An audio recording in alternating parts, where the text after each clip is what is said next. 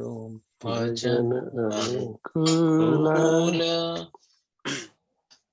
मृदंग बदया सुनीते मन अभसार सद जाछे।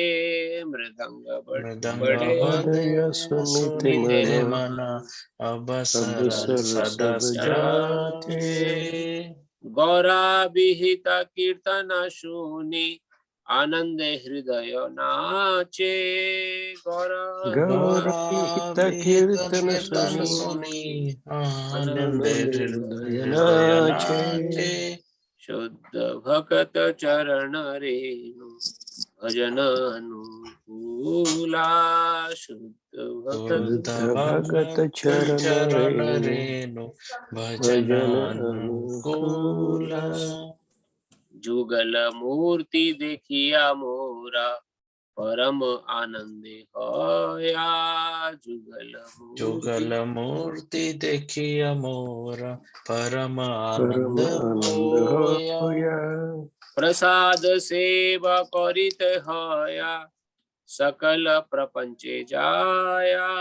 प्रसाद सेवा करित होया सकल प्रपंच जाया। शुद्ध भगत चरण रेणु भजन अनुकूला। शुद्ध भगत चरण रेणु भजन अनुकूला। जिदिन ग्रहे भजे भजन देखी ग्रहते गोलोक भाया। जिदिन ग्रहे भजन देखी ग्रहते गोलोक भाया। चरण सिद्धु देखिया गंगा सुख ससीमा पाया।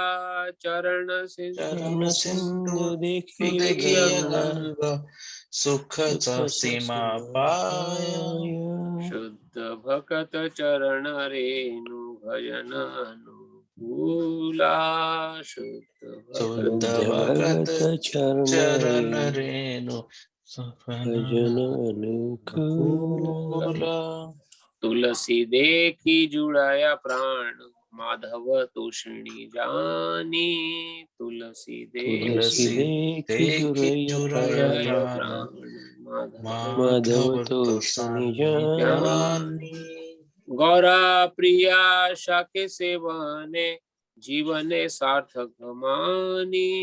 गौरा प्रिया सेवने जीवन सार्थक मानी। शुद्ध भगत चरण रेणु भजन अनुकूला। शुद्ध भगत चरण रेणु भजन अनुकूला। भक्ति विनोद कृष्ण भजन अनुकूल पाया जाहा। भक्ति विनोद कृष्ण भजन अनुकूल पाया जाहा। प्रति दिवसे परम सुखे स्वीकार करो यताहा। प्रति दिवसे परम सुखे स्वीकार करो यताहा। शुद्ध भगत चरण रेणु भजन अनुकूला। शुद्ध भगत चरण रेणु भजन अनुकूला। हरे कृष्णा कृष्ण कृष्ण हरे हरे हरे राम राम राम हरे हरे हरे कृष्ण हरे कृष्ण कृष्ण कृष्ण हरे हरे हरे राम राम राम हरे हरे। हरे कृष्णा कृष्ण कृष्ण हरे हरे हरे राम राम राम हरे हरे हरे कृष्ण कृष्ण कृष्ण कृष्ण हरे हरे हरे राम राम राम हरे हरे। हरे कृष्ण कृष्ण कृष्ण हरे हरे हरे राम राम राम हरे हरे, हरे कृष्ण हरे कृष्ण कृष्ण कृष्ण हरे हरे, हरे हरे राम राम राम हरे हरे। ताई गौर हरि बोल, हरि बोल, हरि बोल, निताई गौर हरि बोल, निताय गौर हरि बोल, हरि बोल, हरि बोल, निताय गौर हरि बोल। जय जय प्रभुपाद, प्रभुपाद, प्रभुपाद, जय जय प्रभुपाद, जय जय। जय जय प्रभुपाद, प्रभुपाद, प्रभुपाद, जय जय प्रभुपाद। जय जय गुरुदेव, गुरुदेव, गुरुदेव, जय जय गुरुदेव, जय जय जय गुरुदेव, गुरुदेव गुरुदेव, जय गुरुदेव, जय जय जय गुरुदेव। The dust of the lotus feet of pure devotees, enthusiastic devotional service, and the service to the pure devotees of the highest order are the roots of the creeper of devotion. तो भगवान की भक्ति प्राप्त करने के लिए या devotional service प्राप्त करने के लिए बहुत पढ़ा लिखा होना, बहुत ही ज्यादा समृद्धशाली होना, बहुत पैसा होना, बैंक बैलेंस होना जरूरी नहीं है। क्या चीज जरूरी है? Dust of the lotus feet of pure devotees, भगवान के शुद्ध भक्तों की चरण रेणु, शुद्ध भक्त चरण रेणु भजन अनुकूल। जो भगवान के शुद्ध भक्त हैं उनके चरणों की धूल मात्र ही मेरी डिवोशनल सर्विस, जो भी मैं काम कर रहा हूँ, भगवान की सेवा कर रहा हूँ, उसके लिए पर्याप्त है। कोई बहुत पढ़ा लिखा हो सकता है, ज्ञानी ध्यानी हो सकता है, वो बोले बाद में कि जी मैं तो इतना ध्यानी हूँ, इतना चतुर्वेदी हूँ, दो वेदों का ज्ञान है, 4 वेदों का ज्ञान है, ब्रह्म ज्ञान है। जरूरी नहीं है वो भक्त होगा। उसको भगवान के प्रति प्रेम है कि नहीं, और भक्तों के प्रति उसका जो समर्पण है वो है कि नहीं, वो डिसाइड करता है कि हमारी भक्ति कितनी श्रेष्ठ है। और भक्तों के प्रति समर्पण का अर्थ क्या है? भगवान के भक्तों के श्रीमुख से जो हमने सुना, भगवान से संबंधित कथा, उस कथा को यथार्थ रूप में श्रद्धा भाव से ग्रहण करना।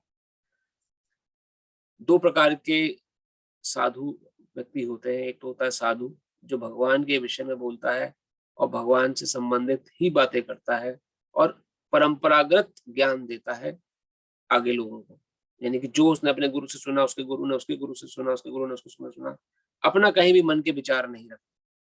वो होता है साधु। उसके विचार सुनने से फर्क पड़ता है, हमारे मन को, हमारे अंदर चेतना को पता लगता है कि ये जो ज्ञान हमें मिल रहा है ये बेनिफिशियल नॉलेज है। एक होता है स्वाधु। स्वाधु अर्थात जिसको ना आपसे मतलब है, ना उसको भगवान के ज्ञान से मतलब है, अपना ही पढ़ लिख के कुछ जो ज्ञान बखान कर रहा है। अल्टीमेटली उसका उद्देश्य क्या है कि मेरी चेले चपाटों की फौज खड़ी हो जाए, मुझे मानने वाले लोग खड़े हो जाए, या पैसा मुझे मिल जाए। तो स्वाधुओं से बचना है। और कैसे बचेंगे? अगर शुद्ध भक्त की चरण रेणु हमें मिल जाए, किसी प्रकार से किसी शुद्ध भक्त की चरण रज प्राप्ति हो जाए तो हमारा कल्याण हो सकता है। The holy days like Ekadashi, Janmashtami are the mother of devotion of those devotees who respect them. Let the holy places of Krishna's pastime be my place of worship and bless me. Holy days like Ekadashi and Janmashtami, आज जैसे विजया एकादशी का परम पर्व है, तो एकादशी का दिन भगवान को अति प्रिय है। इसे माधव तिथि कहा गया है। इसे यहाँ श्लोक में भी वर्णन आया है, माधव तिथि। तिथि अर्थात दिन। आज भगवान का दिन है।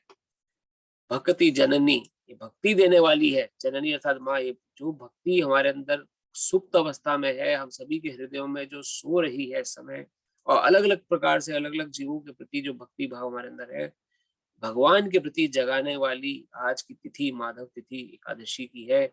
जतन पालन करी, जतन करके मुझे पालन करना है इसका। जतन क्यों? कई बार नहीं कंट्रोल होता है, भूख में नहीं रह सकते, लेकिन फिर भी जिसका मेडिकल रीजन है उसके लिए कोई बात नहीं, लेकिन जिनका मेडिकल रीजन नहीं है, जो उसके लिए बोला गया है जतन पालन करी, उसको जतन से प्रयास करना चाहिए, अन्न ना खाए आज के दिन, अन्न का परहेज करे, क्योंकि क्या होगा उससे, भक्ति जननी, भक्ति पैदा होगी हृदय में, भगवान के प्रति शुद्ध भाव, भक्तों के प्रति शुद्ध भाव जागृत होगा। नहीं तो मन में जो हमारे काम, क्रोध, लोभ, मोह, मद मत्सर, अहंकार और ईर्ष्या अपना राज्य स्थापित करके बैठे हुए हैं, ये हमें कभी भी भगवान को हमारे अंदर नहीं लाने देंगे। किसी न किसी के प्रति ईर्ष्या, किसी न किसी प्रति लोभ, मोह, संसार के, ये हमें जकड़े रखेगा। तो भक्ति जन एकादशी इन सब का खंडन करने वाली है, इसको जतन से पालन करना चाहिए। May I always visit all the holy places associated with the Leela of Lord Chaitanya and his devotees. Chaitanya Mahaprabhu स्वयं राधा कृष्ण के युगल अवतार हैं। आज से 500 वर्ष पूर्व उनका जन्म भगवान कृष्ण ने अपने भक्त रूप में पैदा होकर जन्म हमें सिखाने के लिए जन्म लिया कि कैसे उनकी स्वयं की भक्ति करी जाए। भगवान की भक्ति इतनी सरल नहीं है, आम इंसान के तो बस की बात है ही नहीं। तो स्वयं कृष्ण अपने भक्त रूप में जब आए, चैतन्य महाप्रभु के रूप में, उन्होंने अपनी भक्ति स्वयं करी, दिखाई किस प्रकार से भक्ति करनी चाहिए, कैसे भगवान के विरह में हमें प्रेमाश्रु को भाना चाहिए, किस प्रकार से भगवान के प्रति पूर्ण समर्पण भाव से जीवन जीना चाहिए। ऐसा नहीं कि खाली खाना पूर्ति करें, बस भगवान ने के बारे में सुन लिया तो बस कुछ समय के लिए हमने पूजा यज्ञ कर दिया, बाद में फिर से हम सब संसारिक कार्य में लग गए। ये भी करते रहेंगे तो भी कोई फायदा नहीं, तो भी कोई नुकसान नहीं है, लेकिन उसमें क्या होगा कि हमें जो जिस सुख या जिस परमानंद की हम प्राप्ति करना चाहते हैं वो आनंद हमें नहीं मिलेगा। फिर जीवन में डिस्ट्रेस आएंगे, कंफ्यूजन आएगी, एंजाइटीज आएंगी, डिप्रेशन आएगा। इन सब से बचने का क्या साधन है कि मैं भगवान कृष्ण के जो के अवतार चैतन्य महाप्रभु के रूप में हुए, उनकी बातों को मैं समझूं, जानूं और जान के उसको जीवन में अमल करूं। और उनकी होली प्लेसेस हैं, जैसे कि चैतन्य महाप्रभु का जन्म हुआ नवद्वीप धाम जो कि बंगाल में है, वेस्ट बंगाल से, कुछ लोग जानते भी होंगे हमारे बीच में जो भक्त हैं, वेस्ट बंगाल से 3 आवर ड्राइव है towards from Howrah to Nabadwip. वहाँ पे नवद्वीप 9 द्वीपों का समूह है, मतलब 9 आइलैंड्स। वहाँ पे गंगा जी और यमुना जी की विशाल नदी है, अगर कोई वहाँ जाना किसी का हो पाया हो अभी तक तो जानते होंगे। गंगा और यमुना का संगम है वहाँ, और गंगा जी का प्रधानता है। उसके चारों ओर 9 द्वीप है, नवद्वीप, इसलिए उस क्षेत्र का नाम नवद्वीप पड़ा है। वेस्ट बंगाल से थोड़ा सा 3 आवर, हावड़ा से 3 आवर डिस्ट्रिक्ट, काटुआ डिस्ट्रिक्ट पड़ती है वहां पर, कि आपकी हावड़ा से काटुआ की लोकल चलती है। तो उसके आसपास इन सभी जगहों को होली धाम बोला गया है, कलयुग का धाम। चैतन्य महाप्रभु जो कि स्वयं कृष्ण थे, भक्त रूप में आके उन्होंने वहां पर लीला करी थी। मायापुर धाम भी बोला जाता है उसको। तो मैं डिजायर कर रहा हूँ इस भजन के माध्यम से कि मुझे चैतन्य महाप्रभु के जो लीला स्थलियां हैं वहां पे जाने का मुझे सौभाग्य प्राप्त हो। उससे क्या होगा, वहां मुझे भक्तों के दर्शन होंगे, और भक्तों के दर्शन करने से मुझे क्या मिलेगा, उनकी चरण रज मिलने का सौभाग्य मिल सकता है। और चरण रज मिल गई तो मुझे मेरी भक्ति सुनिश्चित हो जाएगी और मेरे अनर्थ निकल जाएंगे। तो इसके माध्यम से, भजन के माध्यम से, जो श्रील भक्तिविनोद ठाकुर जो भजन के रचयिता हैं प्रार्थना कर रहे हैं, When I hear the sound of mridanga in my heart, I always desire to join the kirtan. And when I hear the bona fide songs describe Lord Chaitanya's pastimes, my heart dances in ecstasy. जब मैं मृदंग की आवाज सुनता हूँ तो मेरे अंदर कीर्तन में भाग लेने की रुचि पैदा हो जाती है। मैं कीर्तन करूं भगवान का, ऐसे मन में विचार आता है। तो ये एक शुद्ध भक्त के लक्षण है, किस प्रकार से जब वो भगवान से संबंधित कोई भी चीज सुनता है, जैसे कि कई बार, पता नहीं इस साल सौभाग्य मिलेगा कि नहीं, लेकिन 2 साल से तो हम कोरोना की वजह से रथ यात्रा, भगवान जगन्नाथ जी की रथ यात्रा निकालते थे, सेंट लुइस में निकलती थी तो हम लोग जाते थे पहले, लेकिन अभी 2 साल से नहीं जा रहे। तो इस साल सुनने में तो आ रहा है कि शायद जगन्नाथ जी की रथ यात्रा निकाली जाएगी, लेकिन पता नहीं अभी कैसा माहौल रहेगा। लेकिन जब रथ यात्रा निकलती है तो भक्त लोग मृदंग गाते हुए, नृत्य करते हुए भगवान के रथ के आगे झूमते हुए, नाचते जाते हैं। बहुत ही खुशनुमा माहौल होता है। तो जो भक्त है वो मृदंग की आवाज सुनने मात्र से नृत्य करने लगता है, इसका उसका मन का भाव हो जाता है।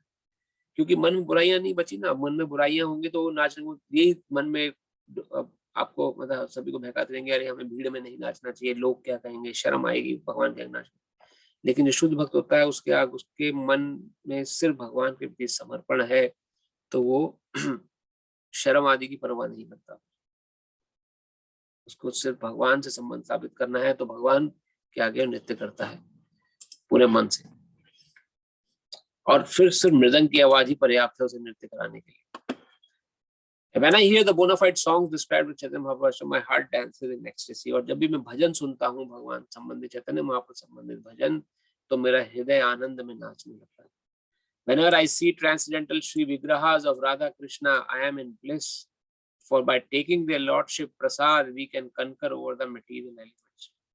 जब भी मैं भगवान राधा कृष्ण के श्री विग्रहों को देखता हूँ, अब भगवान की विग्रह जो है उनको कुछ लोग बोलते हैं तो मूर्ति है, पत्थर की मूर्ति है, इसमें थोड़ी भगवान है। कुछ लोग सब अपनी संज्ञाएं उपस्थित करते हैं, अपना ज्ञान बखाड़ते हैं। तो उस संदर्भ में वर्णन आया है कि जो भक्त है वो भगवान के श्री विग्रहों में भगवान का स्वरूप दर्शन करता है। और वास्तव में श्री विग्रहों की स्थापना भी हुई इसी वजह से ही कि साक्षात कृष्ण और राधा रानी को देखने के सक्षम हमारी आंखें नहीं है। हमारी आंखों में मोह और द्वंद्व और छल कपट का पर्दा लगा हुआ है। तो जब तक ये आंखों से पर्दा हटेगा नहीं और प्रेमांजन रूपी अंजन, जो आंख का अंजन होता है, वो लगाया नहीं जाएगा, तब तक राधा कृष्ण के दर्शन नहीं होंगे। तो ये इसको हम थोड़ा एडवांस में थोड़ा समझेंगे जब हम भगवद गीता के भक्ति संदर्भ सेक्शन में पहुंचेंगे, वहां पर किस प्रकार से भगवान ने बताया है मेरी भक्ति करी जाए। तो लेकिन ये ग्लिम्स है एक तरीके से कैसे भगवान के दर्शन हम कर सकते हैं, प्रेमांजन मिश्रित अश्रुओं से। मतलब जब आपकी आंखों में प्रेम रूपी अंजन काजल लगा होगा तभी कृष्ण के दर्शन हो पाएंगे। और वो कैसे संभव हो पाएगा, जब हम श्री विग्रहों को भगवान के श्री विग्रह और स्वयं भगवान में कोई अंतर नहीं, उनके विग्रहों को देख के उन पर समर्पण भाव के साथ हम जब सेवा में नियुक्त होंगे उनकी, तो हमें भगवान के दर्शन संभव हो सकते हैं। One day while performing devotional practices, I saw my house transformed into Golok Vrindavan. When I take Charnamrit of deity, I see holy Ganges waters that come from the foot of Lord Vishnu, and my bliss knows no bound.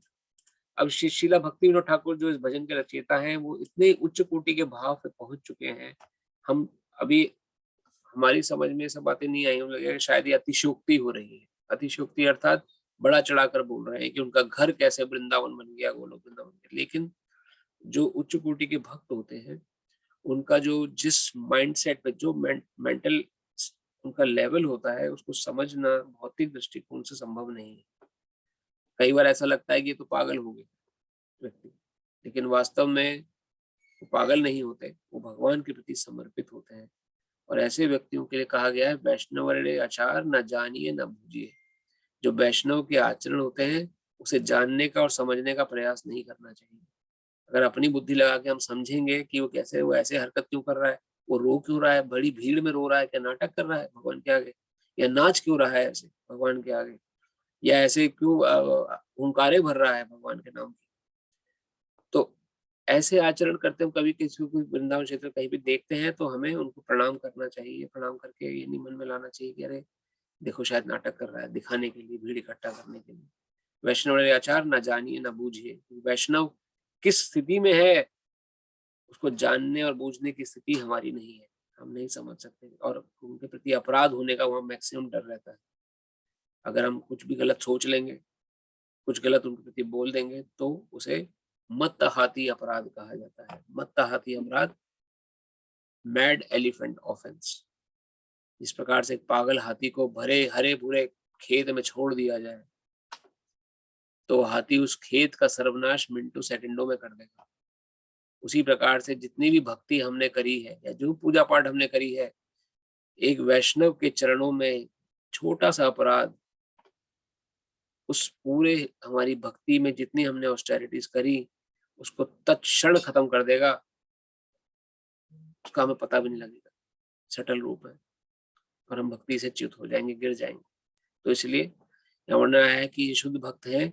अब ये शुद्ध भक्त का उनका level है, वो सोच रहे हैं कि उनका घर गोलोक वृंदावन स्वयं भगवान का वैकुंठ धाम बन चुका है और चरणामृत जो है गंगा के दल के समान प्रतीत हो रहा है। ये स्थिति आपकी और हमारी भी आ सकती है। ऐसा नहीं कि कुछ अतिशयोक्ति है। हमें खुद भी, अगर हम भगवान के बताए मार्ग पे चलते रहें, भगवत गीता का अध्ययन नियमित रूप से बताए अनुसार करते रहें, तो ये जो स्थिति का वर्णन हो रहा है, ये स्थिति आपकी भी और हमारी भी आ सकती है किसी दिन। इसी स्थिति को प्राप्त करने के लिए हमें मनुष्य शरीर मिला है। ये मनुष्य शरीर हमें इसलिए नहीं मिला कि हम सिर्फ अपना मैक्सिमम एनर्जी, मैक्सिमम टाइम 8 घंटे की जॉब में या मटेरियल चीजों में बिता दें। हमें मनुष्य शरीर मिला है just like this human body is just like a junction. जैसे कि एक रेलवे स्टेशन का जंक्शन होता है, वहां से डिसाइड होता है उस जंक्शन से कि अब ट्रेनें कौन सी दिशा में जाएंगी। कुछ चेंजेस होने होते हैं तो जंक्शन पे चेंज होते हैं, फिर अपनी अपनी दिशा में ट्रेन निकल जाती है। उसी प्रकार से 84 लाख योनियों में से आप और मैं होके आ चुके हैं अभी तक। पता नहीं कितनी योनियों में हम निम्न योनियों में रहे होंगे, कितनी बार हम लोग कीड़े पतंग बन के पैदा हुए होंगे, कितनी बार हम मल के कीड़े बने होंगे, कितनी बार हम लोगों ने शूकर आदि और श्वान आदि या निम्न पशुओं के रूप में हमने जन्म लिया होगा। इतने जन्मों को बीतने के बाद अब जाके मनुष्य शरीर मिला है। This is junction point. ये वेस्ट नहीं करना हमें। ये अगर फिर वेस्ट हो गया, फिर हमारे हाथ से निकल जाएगा, फिर पता नहीं कब हम इस जंक्शन पॉइंट पे आएंगे दोबारा। तो ये इन प्रकार भगवान से नित्य हाथ जोड़ के हमें प्रार्थना करनी चाहिए, भगवान ये मनुष्य मिला है, हमें उचित बुद्धि, उचित ज्ञान प्रदान करें, जिससे हम अपना आगे का मार्ग आपकी तरफ प्रशस्त कर सकें और इस पराकाष्ठा तक पहुंच सकें कि हमारा घर भी आपका वृंदावन बन जाए। हमारा जो परिवार है वो वैकुंठ वासियों परिवार हमें प्रतीत हो, सभी व्यक्तियों को हम समदृष्टि से देखें। तो ये भाव जब मन में पैदा होगा तो उच्च कोटि का भाव होगा। और उस भाव में ये भक्त हैं जो भजन लिखे हैं जिन्होंने, श्रील भक्तिविनोद ठाकुर, उसके अंतर्गत आके वो अपने घर को ही भगवान का धाम समझ रहे हैं, क्योंकि वैसा भाव अर्जित कर चुके हैं। इसमें कोई भी वो अपनी अतिशयोक्ति या अपना ज्ञान नहीं बता रहे।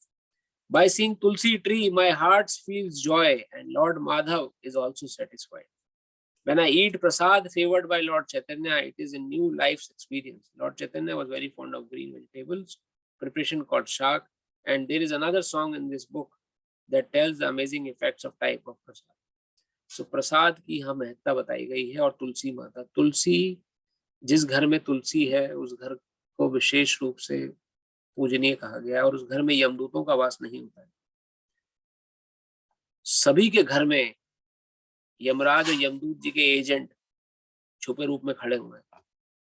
किसी के घर में, हम सभी के घर में दिखते नहीं हो, लेकिन एक दिन सभी का आ रहा है जिस समय शरीर छोड़ना पड़ेगा।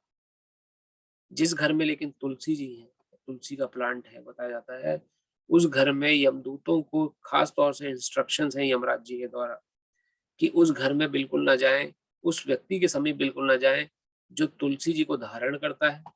तुलसी माला कंठी माला से पहनी जाती है गले में, हमेशा से भक्त लोग पहनते हैं, गले में धारण करते हैं या हाथ में पहनते हैं। तो तुलसी माला जिसने धारण करी है, जिसके घर में तुलसी है, जिसका निवास तुलसी जी के स्थान पर पास में है, या जिसका शरीर तुलसी जी के स्थान पर छूटता है, उसको यमदूत छू तक नहीं पाते।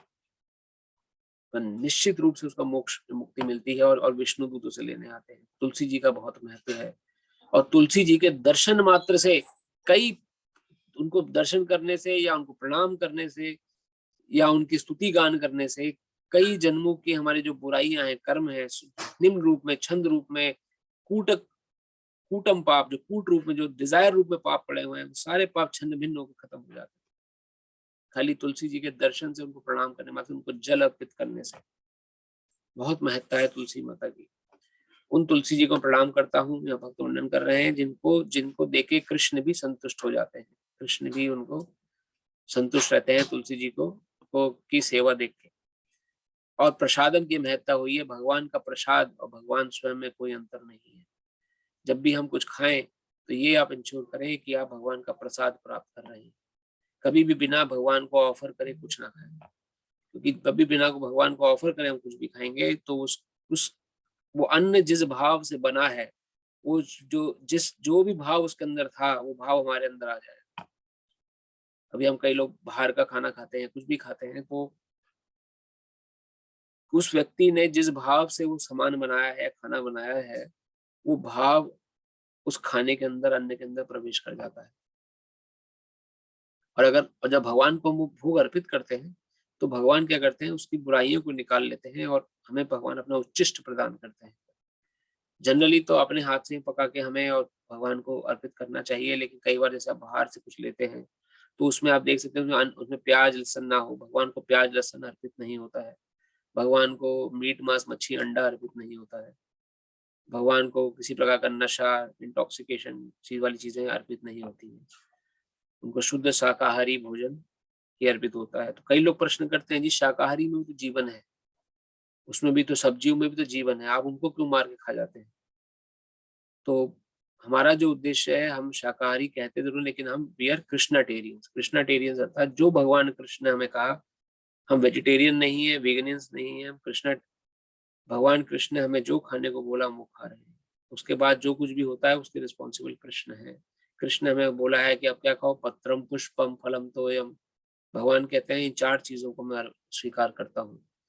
भगवत गीता वर्णन आएगा, पढ़ेंगे। पत्रम पुष्पम फलम तोयम यो मे भक्ता प्रणश्यति तदम भक्तिरूपर्थम अश्नामि प्रतात्मना।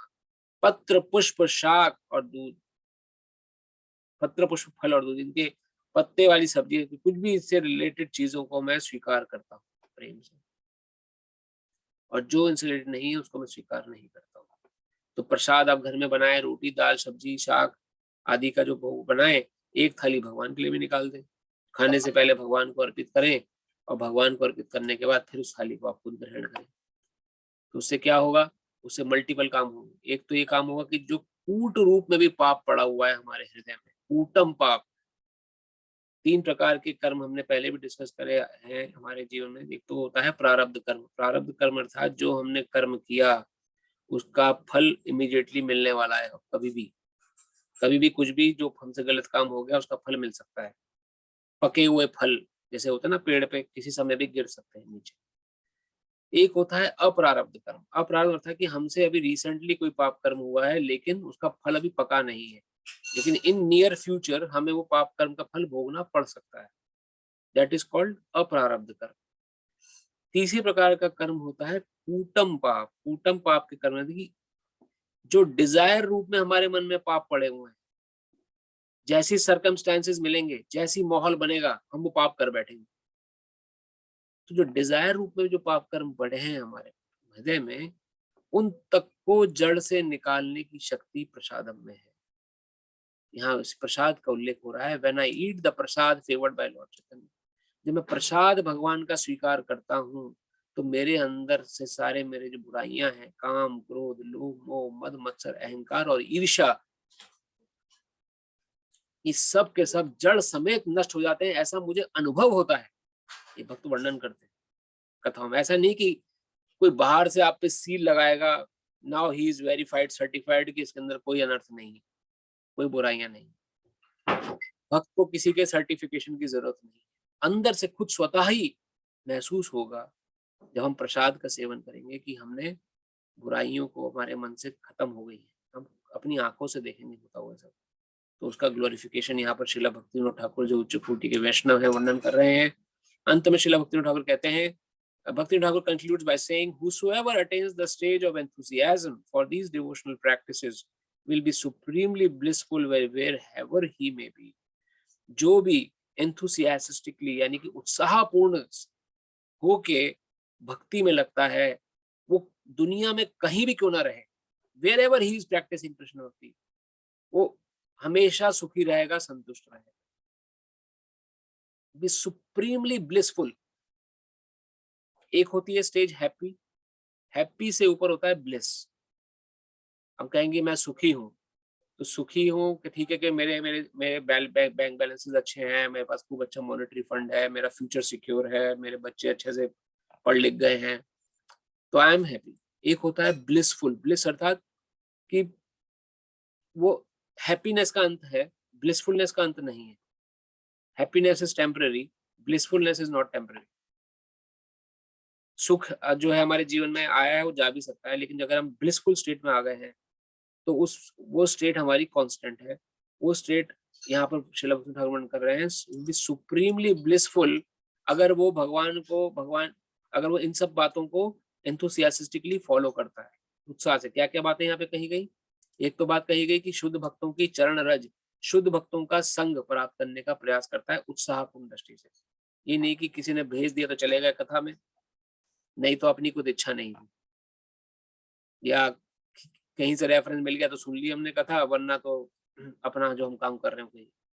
तो उत्साहपूर्ण दृष्टि से भक्तों का संग करना, उत्साही होके एकादशी का व्रत करना, जैसे आज एकादशी है, उज्जैन एकादशी, उत्साह होके, ऐसे नहीं कह रहे आज फिर व्रत आ गया, आज फिर हमें कुछ नहीं खाना पड़ेगा, फिर से भूखा रहना पड़ेगा।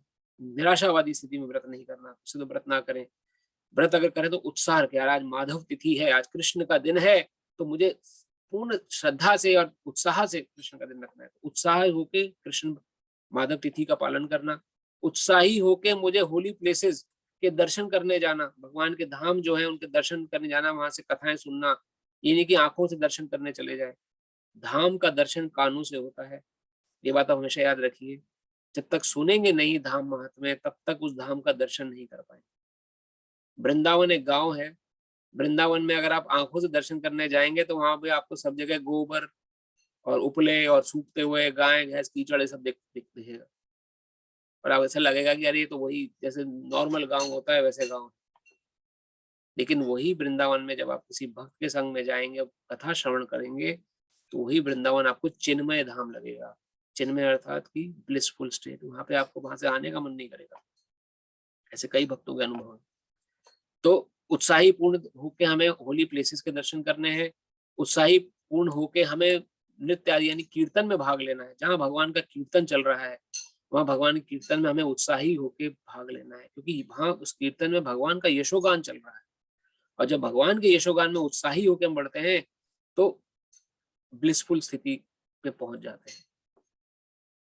उत्साही होके हमें श्री विग्रहों के दर्शन करने हैं। भगवान के विग्रह में और स्वयं भगवान में कोई अंतर नहीं है। इन्हीं किसी जोर जबरदस्ती में जाके मंदिर जा रहे हैं किसी की। हमें उत्साही होकर भगवान के दर्शन नित्य प्रति करने का भाव हमारे मन में होना चाहिए कि संपूर्ण जगत के मालिक कृष्ण हैं और मैं उनके द्वारा शक्ति प्रद होकर संसार में कुछ काम कर रहा हूँ।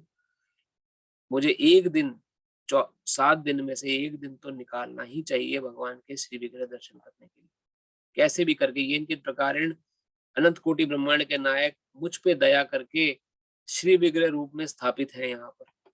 और अगर आप घर के पास मंदिर है तो भगवान की विशेष कृपा है। श्री विग्रह रूप में स्वयं कृष्ण, क्योंकि कृष्ण को साक्षात तो हम देख नहीं पाएंगे, क्योंकि प्रेमांजन अश्रु नहीं है अभी हमारे। प्रेमांजन अश्रु जब तक नहीं होंगे, चक्षु प्रेमांजन चक्षु नहीं होंगे, तब तक हम लोग भगवान के दर्शन नहीं कर सकते। तो भगवान ने मीनवाइल टेम्पररी तौर पर हमें विग्रह दे दी, उनको दर्शन करो, इसमें मेरे रूप की छवि नहीं आ रही। उत्साही होकर हमें उनके दर्शन करने हैं। उत्साही होके हमें अपने घर को भगवान की सेवा में लगाने का प्रयास करना है। कीर्तन आयोजित करने हैं घर में, कोई नहीं आयोजित कर सकते तो अपने ही घर में कीर्तन करना है। 5 मिनट 10 मिनट बैठ के परिवार के साथ हरे कृष्ण महामंत्र का जप करना है उत्साही होकर, क्योंकि हमारा घर मंदिर है भगवान का। इसको मंदिर में हम कैसे बना सकते हैं? जब उस घर में बैठ के हम कीर्तन करें, 10 मिनट 15 मिनट जितना समय अलाउ करे, भगवान के नाम का कीर्तन करना चाहिए। उत्साही होके मुझे तुलसी माता की सेवा करनी है। तुलसी माता भगवान कृष्ण को परम प्रिय है और तुलसी जी की मैं प्रदक्षिणा करता हूँ, उनको जल चढ़ाता हूँ, उनकी पूजा करता हूँ, उनका ध्यान करता हूँ, उनके दर्शन करता हूँ, उनको प्रणाम करता हूँ। कुछ भी मैं तुलसी माता से संबंधित मैं कर रहा हूँ, वो भगवान कृष्ण को सेटिस्फाई करता है बहुत ज्यादा। Lord Madhava is also satisfied with that. तो उत्साही होकर मैं तुलसी जी के प्रति में समर्पित होना है। और मुझे प्रसाद जो भी खाना है प्रसाद खाना है। इस बात का नियम मुझे रखना है कि मुझे प्रसाद के अलावा कुछ नहीं खाना। अगर मैं प्रसाद के अलावा कुछ भी खा रहा हूं तो समझिए कि मुझे कृष्ण से दूर ले जाने का काम करेगा। कृष्ण के पास ले जाने का काम मुझे प्रसाद करता है। तो प्रसाद में बहुत शक्ति है, इस बात को मान के चलिए। बहुत कई ऐसे चमत्कार हमने अपनी आंखों से देखे होते हुए प्रसाद की शक्ति के बल पर, और कई ऐसे चमत्कार, सबसे बड़े ज्वलंत एग्जाम्पल शीला प्रभुपाद है हम सबके सामने।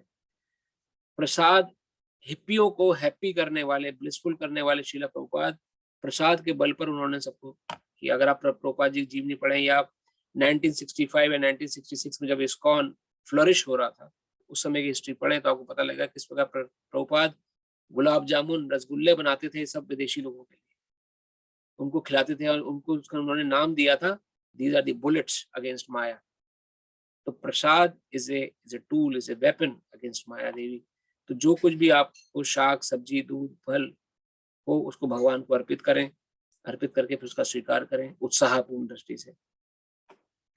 इस उत्साह में इन सब काम में करूंगा तो श्रीला भक्ति ठाकुर क्या कह रहे हैं, I will be supremely blissful, यही मेरे सुख की कुंजी है, तब मैं सुखी रहूंगा हमेशा। तो आज एकादशी के दिन ये भजन गाया जाता है और इसलिए हमने इस पे चर्चा करी। तो अब भगवत गीता पे जाने से पहले, जैसे काफी लोग अभी हमारे साथ जुड़ चुके हैं, एक माला भगवान के नाम की जप हमारे नाम का शेड्यूल जो है, ताकि हम भगवान आज के दिन आप जितनी माला करेंगे उसका डबल फल मिलता है। एक माला करेंगे तो 2 का फल मिलेगा, 2 करेंगे तो 4, 4 तो 8, 8 तो 16। तो आपसे प्रार्थना है, एक माला तो हम अपने साथ कराते ही हैं, जब आपको समय मिले तो थोड़ी माला और करें। आज जितना मैक्सिमम समय के अनुसार कर सकते हैं करने का प्रयास करें। तो अगर आपके पास माला थैली है तो माला थैली पे एक माला जप, अगर माला थैली नहीं है तो उंगलियों पर 108 बार हमें हरे कृष्ण महामंत्र का जप करना है। माला जप करने के बाद फिर हम अपनी भगवत गीता की कथा में पदार्पण करेंगे। एकादशी की कथा अगर समय मिलता है बाद में, क्योंकि मैं फोकस करूंगा भगवत गीता पे ज्यादा, कि भगवत गीता थोड़ा सा हम डिले हमारी फिर चल रही है, नहीं तो मैं आपको ऑडियो क्लिप एकादशी कथा की भेज दूंगा। आखिरी में 10 मिनट 10:15 से 10:30 हम लोग प्रश्न उत्तर आपके मन में कोई हो तो हम कर सकते हैं। तो एक माला जप भगवान के नाम की, अगर आप अपने को अनम्यूट करना चाहें अनम्यूट कर सकते हैं इस पीरियड में। नमः ओम विष्णु पदाय कृष्ण पृष्ठाय भूतले श्रीमते स्वामिनी नमस्ते देवे नमस्ते विशेष धन्यवादी समस्त देशतारिणे। नमः ओम विष्णु पदाय कृष्ण पृष्ठाय भूतले श्रीमते भक्ति वेदांत स्वामिनी नामने नमस्ते सरस्वती देवे गौरवाणी प्रचारिणे निर्विशेष धन्यवादी पाश्चात्य देशतारिणे। जय श्री कृष्ण चैतन्य प्रभु नित्यानंद श्री अद्वैत गदाधर श्रीवासादि गौर भक्तवृंद। हरे कृष्ण कृष्ण कृष्ण हरे हरे, हरे हरे, हरे राम राम राम हरे हरे, हरे कृष्ण कृष्ण कृष्ण हरे हरे, हरे राम हरे कृष्ण कृष्ण कृष्ण हरे कृष्ण कृष्ण कृष्ण हरे हरे, हरे राम कृष्ण हरे हरे, हरे कृष्ण कृष्ण कृष्ण हरे हरे, कृष्ण कृष्ण हरे कृष्ण राम हरे राम हरे हरे, हरे हरे कृष्ण कृष्ण कृष्ण कृष्ण हरे हरे, हरे राम राम हरे हरे, हरे कृष्ण कृष्ण कृष्ण कृष्ण हरे हरे, हरे हरे राम राम हरे हरे, हरे कृष्ण हरे कृष्ण कृष्ण कृष्ण हरे हरे, हरे हरे राम राम हरे हरे हरे, कृष्ण कृष्ण कृष्ण कृष्ण हरे हरे, हरे राम हरे हरे, हरे कृष्ण हरे कृष्ण कृष्ण हरे कृष्ण हरे हरे, हरे राम हरे हरे, कृष्ण हरे हरे कृष्ण कृष्ण हरे हरे, हरे हरे राम कृष्ण हरे कृष्ण हरे, हरे हरे, हरे राम हरे कृष्ण कृष्ण हरे हरे कृष्ण हरे, कृष्ण हरे राम कृष्ण हरे हरे हरे, राम हरे कृष्ण कृष्ण हरे हरे हरे, कृष्ण हरे राम कृष्ण हरे हरे, राम हरे कृष्ण कृष्ण कृष्ण हरे हरे, कृष्ण हरे हरे राम हरे हरे, हरे कृष्ण हरे कृष्ण कृष्ण कृष्ण हरे हरे, हरे राम हरे राम हरे हरे हरे, कृष्ण हरे कृष्ण कृष्ण हरे कृष्ण हरे हरे, हरे हरे राम हरे हरे कृष्ण हरे, कृष्ण हरे कृष्ण कृष्ण हरे हरे राम हरे, हरे हरे राम राम हरे हरे कृष्ण हरे, कृष्ण हरे हरे कृष्ण कृष्ण हरे हरे, हरे कृष्ण हरे राम हरे हरे हरे, हरे राम हरे कृष्ण हरे कृष्ण कृष्ण हरे हरे, हरे राम हरे राम हरे हरे, हरे कृष्ण हरे कृष्ण कृष्ण हरे हरे, हरे हरे राम राम हरे हरे हरे, हरे कृष्ण हरे कृष्ण कृष्ण हरे हरे, हरे राम हरे हरे कृष्ण कृष्ण हरे Krishna Krishna Hare Hare,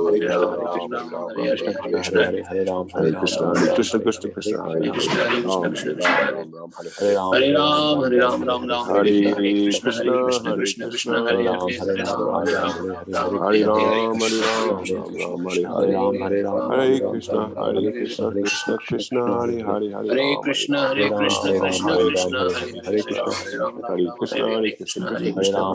Hare Hare, Hare Ram, Ram Hare Ram, Krishna, Hare Hare Hare, Krishna, Krishna, Krishna Hare Krishna, Krishna, Krishna Hare Krishna, Ram, Hare Hare Hare, Ram, Hare Hare Ram, Ram, Hare Ram, Ram Ram Ram, Ram, Hare Hare Hare. Hare, Krishna, Hare Hare Krishna, Krishna Krishna, Krishna, Hare Hare Krishna, Hare, Krishna Hare Krishna, Ram, Hare Hare, Hare Ram, Hare Hare Ram, Krishna, Hare Hare Hare. Krishna, Krishna Krishna, Hare Ram, Hare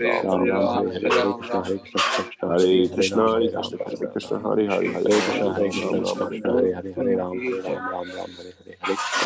Hare Ram, Krishna, Ram Hare Ram. Krishna, Krishna, Hare Hare Krishna, Ram, Hare Hare Krishna, Ram, Hare Krishna Ram, Krishna, Ram.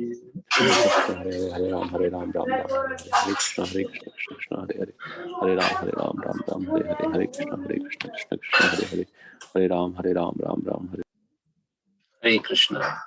आपकी माला अगर रह गई हो किन्हीं भक्तों की तो बीच में ना छोड़ें, कंप्लीट कर लें। हम लोग कथा में आगे बढ़ते हैं। बहुत बहुत धन्यवाद आप सभी का। इसे संकीर्तन का आनंद मिलता है वाइल ऑन जूम। कोरोना से कुछ नुकसान भी है तो कुछ फायदे भी हैं। अलग अलग देश विश्व के कोने से बैठे हुए आज देख रहे हैं हम हमारे साथ। कुछ भक्त अभिलाष प्रभु जो जुड़े हैं कनाडा से जुड़े। धन्यवाद प्रभु, आप समय निकाल कर आए हमारे कीर्तन में। तो हरे और कृष्ण हरे कृष्ण। हरे कृष्ण। और तो एक तरीके से ये संकीर्तन यज्ञ का लाभ है जो कि बहुत ही विशेषकर है इस युग में खासतौर पर। तो बिना समय गंवाए अब हम भगवत गीता के 6ठे अध्याय पर चलते हैं।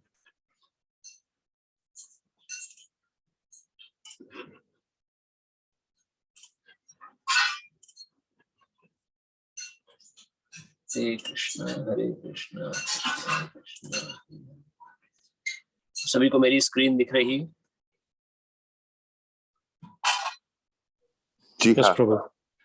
हरे कृष्ण। प्रभु। धन्यवाद प्रभु जी। तो हम लोग 6ठे अध्याय पर हैं इस समय भगवत गीता में, जो कि ध्यान योग है। और ध्यान योग में हम अभी तक कौन कौन से योग को पार करके आ चुके हैं, क्या कोई बता सकता है? एनी वॉलंटियर, उनको याद हो क्या क्या हमने पढ़ा अभी तक? योगा सीढ़ी को हमने कौन कौन योग से पार किया है अभी? तो किसी को ध्यान हो अगर। हरे कृष्ण प्रभु। हरे प्रभु कृष्ण प्रभु। कर्म योग और अष्टांग योग। कर्म योग, अष्टांग सांख्य योग, सांख्य योग। धन्यवाद प्रभु। और निष्कर्म कर्म कर्म निष्कर्म कर्म। धन्यवाद प्रभु। निष्काम कर्म योग, कर्म योग। तो अगर हम अलग अलग श्रेणियों की बात करें, धन्यवाद प्रभु, सारे आंसर सही थे।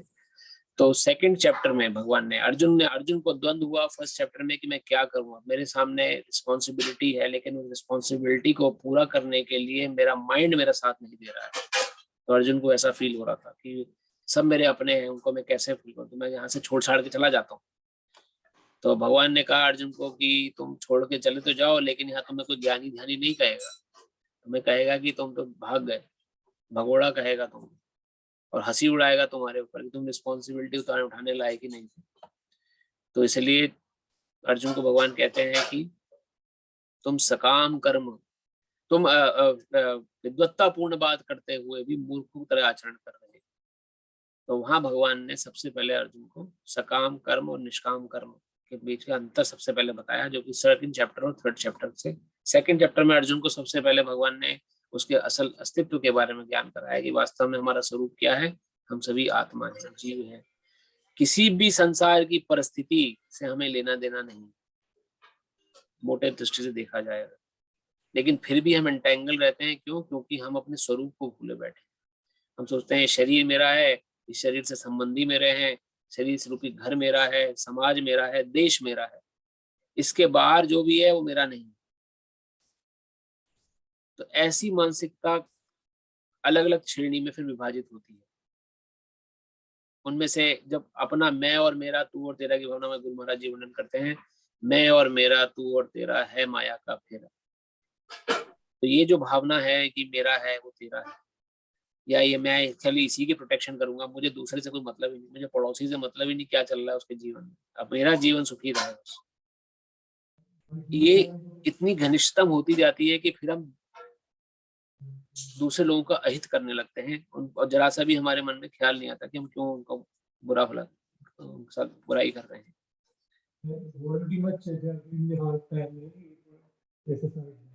जी प्रभु। जनक प्रभु आज कुछ कह रहे हैं, मैं थोड़ा आवाज कम आ रही है।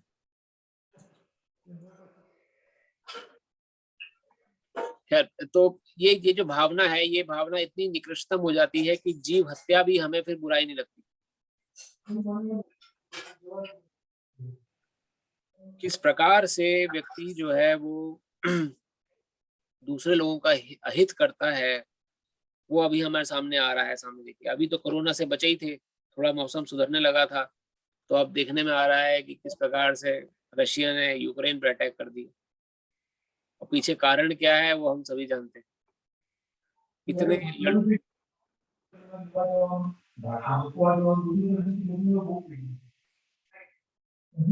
जनक प्रभु जी, आपका पीछे थोड़ा बैकग्राउंड है, मैं आपको म्यूट कर रहा हूँ, मुझे सुनाई नहीं पड़ रहा है अगर आप कुछ कह रहे हैं तो। इस प्रकार से हमारा जो आचरण इतना निकृष्ट हो जाता है कि इतना रिस्पॉन्सिबल पोजीशन पे पहुंचने के बाद भी, इतना ज्यादा ज्ञान अर्जित करने के बाद भी संसारिक ज्ञान, इंसान जीव हत्या करता है। तो ये क्यों? क्योंकि हमें वो सही डायरेक्शन नहीं मिली। तो वही चीज अर्जुन का वर्णन कर रहे हैं भगवान की, वास्तव में हमें अपने स्वरूप को समझना है, जो सेकंड चैप्टर था। थर्ड चैप्टर में भगवान ने कर्म के विभाजन बताया, क्या कर्म है, क्या 3 प्रकार। थर्ड और फोर्थ चैप्टर में कर्म, अकर्म, विकर्म 3 प्रकार के कर्मों का विभाजन हुआ था कि कौन से सकाम कर्म है, यानी कि किस कर्म को करने से रिएक्शन लगता है, उस रिएक्शन को भोगने के लिए संसार में आना ही पड़ता है। अगर हम अच्छे कर्म करेंगे तो अच्छा रिएक्शन पड़ेगा, बुरे कर्म करेंगे तो बुरे का फल तो बुरा है ही, वो तो भोगना ही पड़ेगा।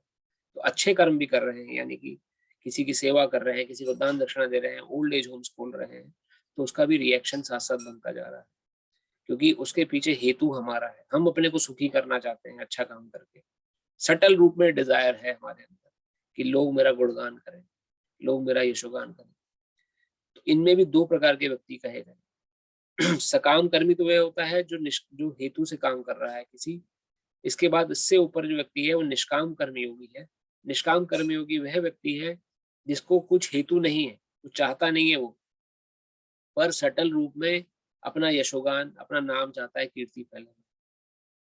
काम फिर भी अपने लिए कर रहा है, कि जैसे कि आप, या अपने परिवार के लिए कर रहा है कि वो सुखी रहे, या अपने देश के लिए कर रहा है, अपने लिए कुछ नहीं। इसमें कुछ व्यक्ति आते हैं, सोल्जर्स हैं, या जो ऐसे व्यक्ति हैं जो कि सैनिक हैं, जो लड़ रहे हैं देश में, उनको अपनी बिल्कुल परवाह नहीं, सेल्फिशनेस की कोई भावना ही नहीं उनके अंदर, एकदम सेल्फलेस सर्विस कर रहे हैं। लेकिन कृष्ण के लिए सर्विस ना होने के कारण उसमें सर्विस अपने देश से रिलेटेड है या अपने परिवार से रिलेटेड है, तो वो निष्काम कर्मयोग है। लेकिन निष्काम कर्मयोग होने के बावजूद भी वो कृष्ण प्राप्ति कराने में सहायक नहीं, जन्म मृत्यु के चक्कर से बचाने में सहायक नहीं। इसलिए निष्काम कर्मयोग भी वहां पर छोटा पड़ जाता है। लेकिन सकाम कर्मयोग से ऊपर है, जो हेतु के साथ काम हो रहा है उससे कई लाख गुना अच्छा है निष्काम कर्मयोग। लेकिन निष्काम कर्मयोग में भगवान कृष्ण से नहीं मिला सकता जब तक वो कृष्ण के लिए कार्य ना हो। फिर भगवान ने वर्णन किया कि जो भी कर्म करो, डू योर प्रिस्क्राइब ड्यूटीज, लेकिन उसका रिजल्ट मुझे अर्पित कर दो, मेरे लिए कर्म करो। उससे क्या होगा? उससे रिएक्शन नहीं लगेगा। निष्काम कर्मयोग की दूसरी श्रेणी ये है, जो कि कृष्ण भावनामृत कर्म होता है। उसकी विविध व्याख्या, उसकी विविध डिस्क्रिप्शन 7वें चैप्टर से भगवान देंगे। भक्ति योग में किस प्रकार से भक्ति योग प्राप्त करके लोग निष्काम कर्मयोगी बन सकते हैं और युक्त वैरागी बन सकते हैं, सब कुछ होते हुए भी वैरागी।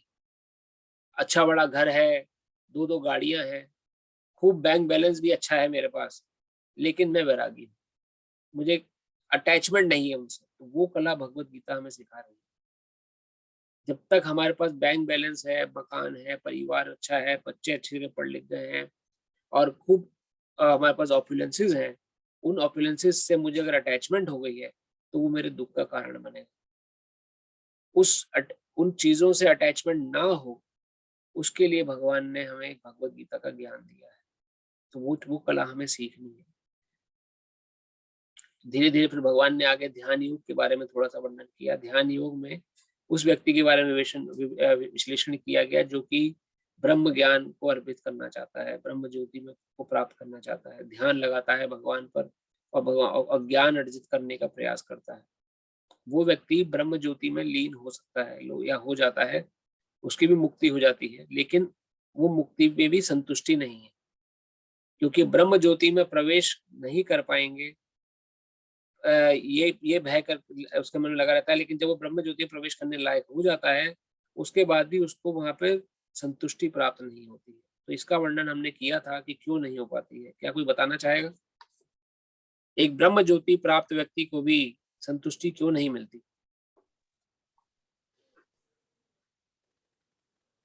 क्योंकि उसमें कोई आदान प्रदान नहीं है भगवान के साथ में। आप कनेक्ट नहीं कर सकते। वो जस्ट एक ड्राई वो है, मतलब फैसिनेशन है। कोई भगवान के साथ में कोई लीलाएं, उनके गुण, उनके कुछ है नहीं। अगर शक्तिमान के पीछे भाग रहे हो तो वहां पर अगर शक्ति के पीछे भाग रहे हो तो शक्तिमान भी है पीछे, तो शक्तिमान को छोड़ रहे हो आप उसमें। बहुत बहुत धन्यवाद प्रभु, थैंक यू। बिल्कुल आपने सही कहा कि ब्रह्म ज्योति में प्राप्त करने के बाद भी आदान प्रदान नहीं है भगवान के साथ। मैं भगवान को भोग नहीं लगा सकता, भगवान के लिए कपड़े नहीं पहना सकता उनको, या उनके साथ खेल नहीं सकता, या उनको अपनी गोदी में बैठा के यशोदा माता की तरह से घुमा नहीं सकता, उनके बाल रूप का श्रवण नहीं कर सकता, प्रेम नहीं कर सकता प्रेमिका की तरह से, या उनसे उनकी सेवा नहीं कर सकता हनुमान जी की तरह। ब्रह्म ज्योति अर्थात प्रकाश, भगवान के प्रकाश में समा जाना, बस खत्म। वो ध्यान योगी का अंतिम लक्ष्य होता है। वो भी सुखी उसमें नहीं रहता, एक पॉइंट पे आके वहां से च्युत होता है, नीचे गिरता है संसार में। ध्यान योगी से ऊपर आते हैं अष्टांग योगी, जिसका वर्णन यहाँ पर अभी भगवान आप करने जा रहे हैं। तो ब्रह्म ज्ञानी से ऊपर अष्टांग योगी व्यक्ति जो होता है, जो 8 प्रकार के आसनों के प्रति अपने को समर्पित करता है, उसका हम विश्लेषण कर रहे थे। किस प्रकार से हमने पिछले हफ्ते पढ़ा कि उसे अष्टांग योगी को 8 प्रकार की मुद्राओं को अपने अंदर कंट्रोल करना है। उसमें यम आता है, यम, नियम, ध्यान, प्राणायाम, आस्था, फिर उसके बाद अंत में समाधि। तो यम और नियम पर विशेष ध्यान है। उसके लिए उसे घर गृहस्थी छोड़नी ही पड़ती है, क्योंकि उसे जंगल में जाना ही पड़ेगा। जिसको योगी बनना है या अष्टांग योगी बनना है, उसे जंगल में जाके या किसी एकांत स्थान में जाके निवास करना पड़ेगा। और वो हमने 11वें और 12वें श्लोक में पढ़ा था पिछले हफ्ते। योगाभ्यास के लिए योगी एकांत स्थान में जाकर भूमि पर कुशा बिछा दे और फिर उसे मृग छाल से ढके तथा ऊपर से मुलायम वस्त्र बिछा दे। तो उससे क्या होगा? आसन ना तो बहुत ऊंचा हो ना बहुत नीचा, वह पवित्र स्थान पे स्थित हो। योगी को चाहिए कि इस पर दृढ़ता पूर्वक बैठ जाए और मन इंद्रियों का कर्मों को वश में करते हुए मन को एक बिंदु पर स्थित करके हृदय को शुद्ध करने के लिए योगाभ्यास करे। तो इस प्रकार के जो अष्टांग योगी होता है, उसका अल्टीमेट उद्देश्य क्या होता है? अष्टांग योगी समाधि स्थिति को प्राप्त करने के बाद अपनी इच्छा से अपने द्वारा एक दिन नियुक्त कर सकता है इस शरीर को छोड़ने के लिए, और इस शरीर को छोड़ने के बाद वो अपनी इच्छा से किसी भी परलोक में, किसी भी धाम में जा सकता है, वैकुंठ तक प्राप्ति कर सकता है। ये तक वर्णन आता है योगियों के लिए, अगर उसमें इतनी काबिलियत आ गई। ऐसे बहुत से ऋषि मुनि हुए पहले जो अष्टांग योग का साधन करते थे, भक्ति क्षेत्र में नहीं थे, लेकिन अष्टांग योगी, परम योगी हुआ करते थे। ऐसे बहुत सारे जैसे विश्वामित्र जी हैं और दूसरे योगी हैं। इन्होंने अपने इतनी प्रकांड अपने अंदर योग साधना से बल अर्जित कर लिया था कि किसी समय कहीं भी विचरण करना, किसी भी क्षेत्र, किसी भी लोक में पहुंच जा सकते थे योग साधन के बल पर। तो ये अष्टांग योग के अंदर आता है, जिसमें कुंडलिनियां जागृत करी जाती है। कई लोग आपने देखा होगा अपनी कुंडली जागृत करने में इंटरेस्टेड होते हैं। हमारे शरीर के अंदर कुंडलिनियां हैं। ऐसे ब्रह्मांड क्षेत्र, ये जो हमारा मेडुलर क्षेत्र है, इसे ब्रह्मांड बोला जाता है। इस ब्रह्मांड क्षेत्र को तक कि जो कुंडली है, जब वो जागृत होती है तो इस क्षेत्र को फाड़ के वो आत्मा शरीर से बाहर निकलती है और निम्न और उच्च लोकों की प्राप्ति करती है। 9 द्वारों वाला ये शरीर है। इस शरीर से जब ये आत्मा निकलती है तो या तो ऊपर के ओपनिंग जो हमारी है, आंख, कान, हेड, मुंह, इन सब चीजों से जब ये आत्मा बाहर निकलती है तो उसे उच्च लोकों की प्राप्ति होती है। जब निम्न स्थानों से आत्मा बाहर निकलती है, कई लोगों को निम्न स्थानों से या मतलब गुदा मार्ग से या और दूर मार्ग से आत्मा बाहर निकलती है शरीर के, तो उसे निम्न लोगों की प्राप्ति होती है शास्त्र के अनुसार। तो हमें अपने जीवन को इस प्रकार जीना चाहिए कि हम इस प्रकार काबिल बन सके, हमारी आत्मा का जो निकास हो शरीर से वो ऊपर स्थानों से हो, निम्न स्थानों से ना हो। तो वो उसके लिए योगी प्रयत्न करता है। ये जो योगी की यहाँ चर्चा हो रही है, वो अष्टांग योग के बल पर, योग साधना के बल पर अपने अंदर वो शक्ति अर्जित करता है कि वो आत्मा को नीचे ना आए। तो हम आगे पढ़ेंगे किस प्रकार से। हमने पढ़ा फिर 13-14 श्लोक में भी, योगाभ्यास करने वाले को चाहिए कि अपने शरीर, गर्दन, सर को सीधा रखे और नाक को अगले सिरे पर दृष्टि लगाए। तो ये सब मुद्राएं हैं। इन मुद्राओं पर बैठना बहुत जरूरी है। और इसके लिए हमने समझा था कि चाहे कोई भी योग क्यों ना हो, इंद्रियों को कंट्रोल में करना बहुत जरूरी है। अगर आप योग मुद्रा में बैठे हैं और मन कर रहा है कि अरे कहीं पर छोले भटूरे या कहीं पर कचौड़ी समोसे बन रहे हैं, वहां पहुंचा जाए, या महक आ जाए कान में, नाक में, कहीं पर भी, तो योग साधना भंग हो जाएगी। तो मन पे कंट्रोल करना बहुत जरूरी है, इंद्रियों को वश में करना बहुत जरूरी है। चाहे वो सकाम कर्म हो, निष्काम कर्म हो, ध्यान योग हो, ज्ञान योग हो, या फिर अब अष्टांग योग की बात हम कर रहे हैं। इस प्रकार से वे अविचलित तथा दमित मन से, मन को दमित करते हुए भय रहित विषयी जीवन से पूर्णतः मुक्त होकर अपने हृदय में मेरा चिंतन करे और मुझे ही अपना चरम लक्ष्य बनाए। तो यह भगवान कृष्ण वर्णन कर रहे हैं, इस प्रकार जो योगी है उसे ये सब कार्य करना चाहिए। इस प्रकार शरीर, मन तथा कर्म में निरंतर संयम का अभ्यास करते हुए संयमित मन वाले योगी को इस भौतिक अस्तित्व की समाप्ति पर भगवत धाम की प्राप्ति होती है। तो यहाँ पर यहाँ पर भगवान वर्णन कर रहे हैं, जो संयमित मन में एक स्थान पर बैठ के मृगछाल के ऊपर कपड़ा बिछा के अपनी नाक के अग्रभाग को आधी खुली आधी बंद आंखों से देखते हुए भगवान का मन में चिंतन कर रहा है, एक एकांत स्थान में जाके व्यक्ति वो भगवान को प्राप्त कर सकता है। ये एक प्रोसेस भगवान बता रहे हैं अष्टांग योग के लिए। इसका तात्पर्य पढ़ेंगे, फिर 16वें श्लोक से हम प्रारंभ करेंगे।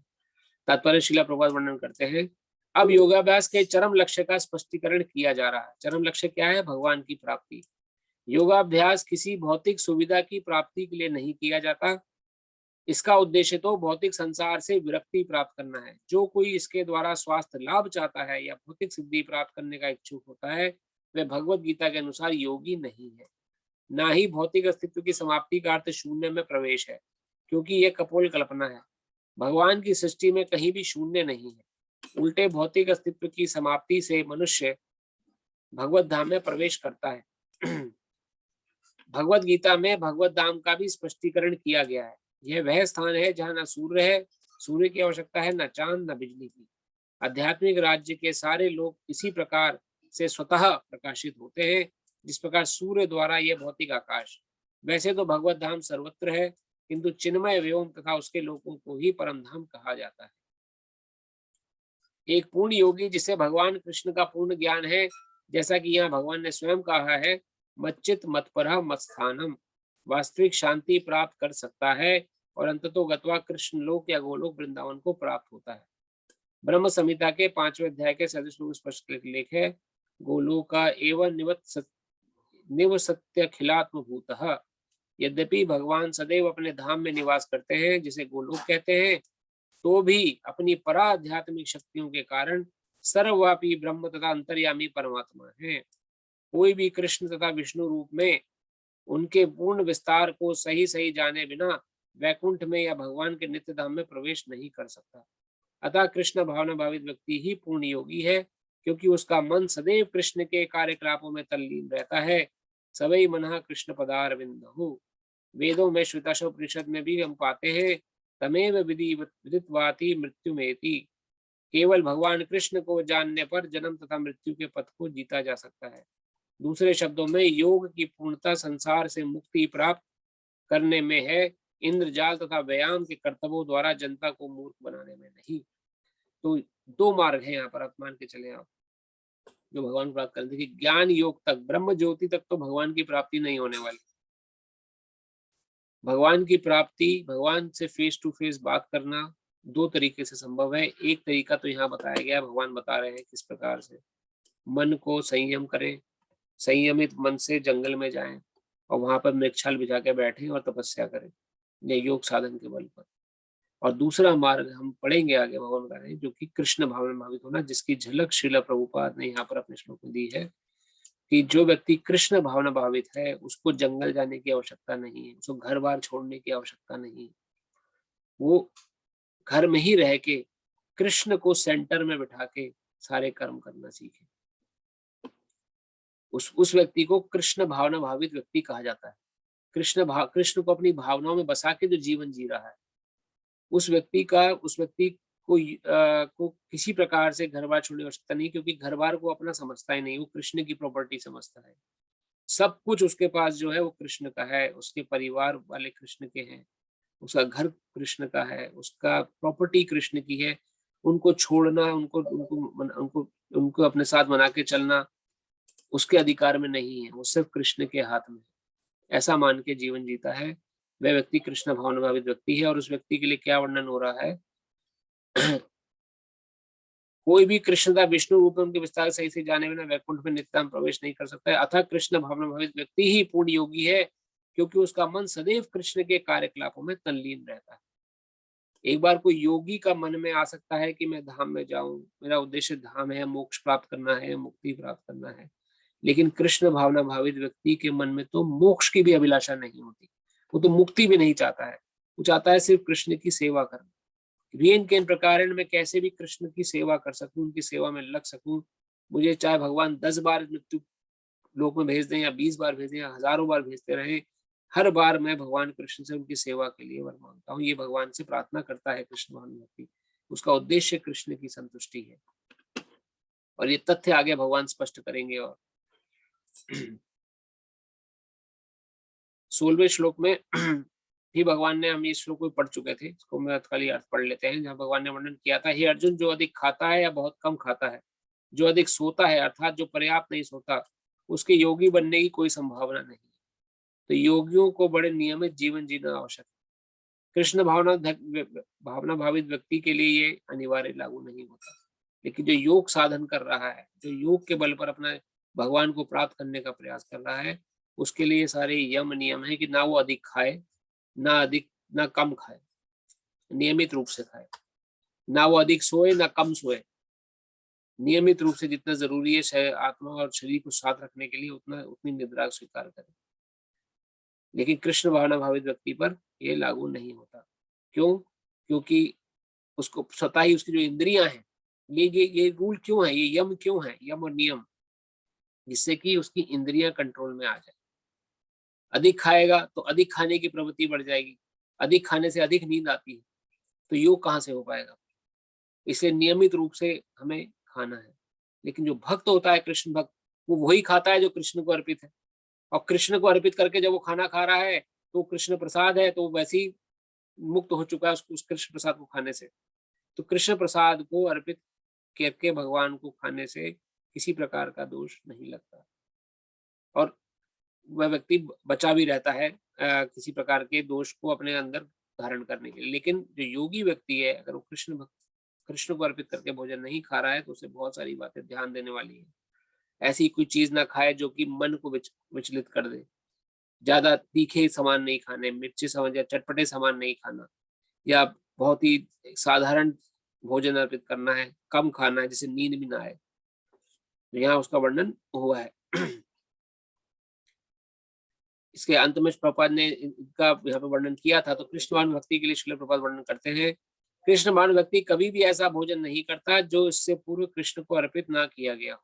अतः केवल कृष्ण भावना भावित व्यक्ति ही योगाभ्यास की पूर्णता प्राप्त कर सकता है। ना ही ऐसा व्यक्ति कभी योग का अभ्यास कर सकता है जो कृत्रिम उपवास की अपनी विधियां निकाल कर भोजन नहीं करता है। कृष्ण भावना व्यक्ति शास्त्रों द्वारा अनुमोदित उपवास करता है, ना तो आवश्यकता से अधिक उपवास रखता है, ना अधिक खाता है। ऐसा भी नहीं कि हम व्रत रखे जा रहे हैं, जितना शास्त्र में वर्णन है उतने ही व्रतों को रखना शास्त्र अनुमोदित। यानी कि हमने अपने मन से कुछ व्रत रख लिए, आज मैं मौन व्रती रहूंगा, आज मैं दाल चावल का व्रत रख लेता हूँ, मैं खाऊंगा ही नहीं अपने मन, या मैं किसी चीज का व्रत कर अपने मन से जो बकुल कल्पना करता है कृष्ण भक्त, ऐसा जो शास्त्र अनुमोदित है वही व्रत जो करता है, और जो ना अधिक खाता है। ऐसा भी नहीं कि मैंने भगवान को तो भोग लगा दी, आप तो बस मैं खाता ही रहता हूँ, कोई रोकने वाला नहीं है, तो सब प्रसाद है। ये कृष्ण भावना व्यक्ति को भी ज्ञान होता है कि अत्याहार नहीं करना। अत्याहार भी भले भगवान को अर्पित भोजन है, लेकिन उसका अत्याहार भी वर्जित है। उसके लिए यहाँ वर्णन आ रहा है, उसको कृष्ण भक्ति को पता है। इस प्रकार वह योगाभ्यास करने के लिए पूर्णतः योग्य है। जो आवश्यकता से अधिक खाता है वह सोते समय अनेक सपने देखेगा, अतः आवश्यकता से अधिक सोएगा। मनुष्य को प्रतिदिन 6 घंटे से अधिक नहीं सोना चाहिए। जो 24 घंटों में 6 घंटे से अधिक सोता है वह अवश्य ही तमोगुणी है। तो 6 घंटे की नींद इज मैक्सिमम टाइम, 24 घंटे में सोना है भगवत गीता के अनुसार। तमोगुणी व्यक्ति आलसी होता है और अधिक सोता है, ऐसा व्यक्ति योग नहीं साध सकता, ऐसा व्यक्ति योग नहीं कर सकता। 7वें श्लोक से हम प्रारंभ करते हैं। युक्ताहार विहारस्य युक्त चेष्टस्य कर्मसु युक्त स्वप्नाप्तबोधस्य युतो भवति दुःखः। जो खाने, सोने, अमोद प्रमोद तथा काम करने की आदतों में नियमित रहता है, वे योगाभ्यास द्वारा समस्त भौतिक कलुषों को नष्ट कर सकता है। तात्पर्य श्रील प्रभुपाद की जय। खाने, सोने, रक्षा करने तथा मैथुन करने में जो शरीर की आवश्यकताएं हैं अति करने से योगाभ्यास की प्रगति रुक जाती है। जहां तक खाने का प्रश्न है, इसे तो प्रसादम या पवित्रकृत भोजन के रूप में ही नियमित बनाया जा सकता है। भगवत गीता के 9वें अध्याय 26 श्लोक के अनुसार भगवान कृष्ण को शाक, फूल, फल, अन्न, दुग्ध आदि भेंट किए जाते हैं। इस प्रकार एक कृष्ण भावना भावित व्यक्ति को ऐसा भोजन न करने का स्वतः प्रशिक्षण प्राप्त होता है जो मनुष्य को खाने योग्य नहीं होता या सतोगुणी नहीं होता। जहां तक सोने का प्रश्न है, कृष्ण भावना भावित व्यक्ति कृष्ण भावनामृत में कर्म करने में निरंतर सतर्क रहता है, अतः निद्रा में व्यर्थ समय नहीं गंवाता। अव्यर्थ कालत्वम, कृष्ण भावना व्यक्ति अपना 1 मिनट का समय भी भगवान की सेवा के बिना नहीं बिताना चाहता, अतः वह कम से कम सोता है। इसके आदर्श श्रील रूप गोस्वामी, जो कृष्ण की सेवा में निरंतर लगे रहते थे और दिन भर में 2 घंटे से अधिक नहीं सोते और कभी कभी तो उतना भी नहीं सोते। ठाकुर हरिदास तो अपनी माला में 3 लाख नामों का जप किए बिना ना तो प्रसाद ग्रहण करते थे और ना सोते ही थे। जहां तक कार्य का प्रश्न है, कृष्ण भावना व्यक्ति ऐसा कोई भी कार्य नहीं करता जो कृष्ण से संबंधित ना हो। इस प्रकार उसका कार्य सदैव नियमित रहता है और इंद्र तृप्ति से अदूषित। चूंकि कृष्ण भावना व्यक्ति के लिए इंद्र तृप्ति का प्रश्न ही नहीं उठता, अतः उसे तनिक भी भौतिक अवकाश नहीं मिलता। चूंकि वह अपने कार्य, वचन, निद्रा, जागृति तथा अन्य शारीरिक कार्यों में नियमित रहता है, अतः उसे भौतिक दुख नहीं सताता। तो ये तो हमारा ही प्रैक्टिकल अनुभव रहा है कि पहले हम लोग जब भक्ति क्षेत्र में नहीं जुड़े थे तो हर तरीके से अब मन को भटकाव के सेंटर थे। कभी होटल में चले गए कुछ खाना खाने, कभी कहीं कुछ चले गए खाना खाने। लेकिन जब कृष्ण भावना क्षेत्र में आए तो स्वतः ही बाहर का खाना, स्वतः ही प्याज लहसुन खाना या कोई भी गलत सेवन करना अपने आप छूट गया। उसके लिए अलग से प्रयास नहीं करना पड़ा। तो जो कृष्ण के लिए अपना जीवन जीने का प्रयास कर रहा है, उसके लिए अलग से सब प्रयास करने की आवश्यकता नहीं रहती कि वो अपने मन को कंट्रोल करे कि जी मैं आज नहीं खाऊंगा प्याज, मैं नहीं खाऊंगा लहसुन, मैं नहीं खाऊंगा मांस मच्छी। अपने आप स्वतः कब छूट जाएगा ये सब चीज पता ही नहीं लगेगी आपको। कृष्णवान भक्ति के जीवन का अनुभव है। प्रसाद जैसे मंदिर जाने लगता है, वैसे वैसे बुराइयां जब अपने मन से जाने लगती हैं तो ये अपने आप सारी बुराइयां कब खत्म हो जाती हैं पता ही नहीं लगेगा। ये ठीक उसी प्रकार है जिस प्रकार से 25 पैसे की गोली होती है, 25 पैसे की टॉफी, जब तक उसका स्वाद चढ़ा है तो हम उसके पीछे ललायत रहते हैं। लेकिन कोई हमें अगर चॉकलेट खिला दे तो चॉकलेट खाने के बाद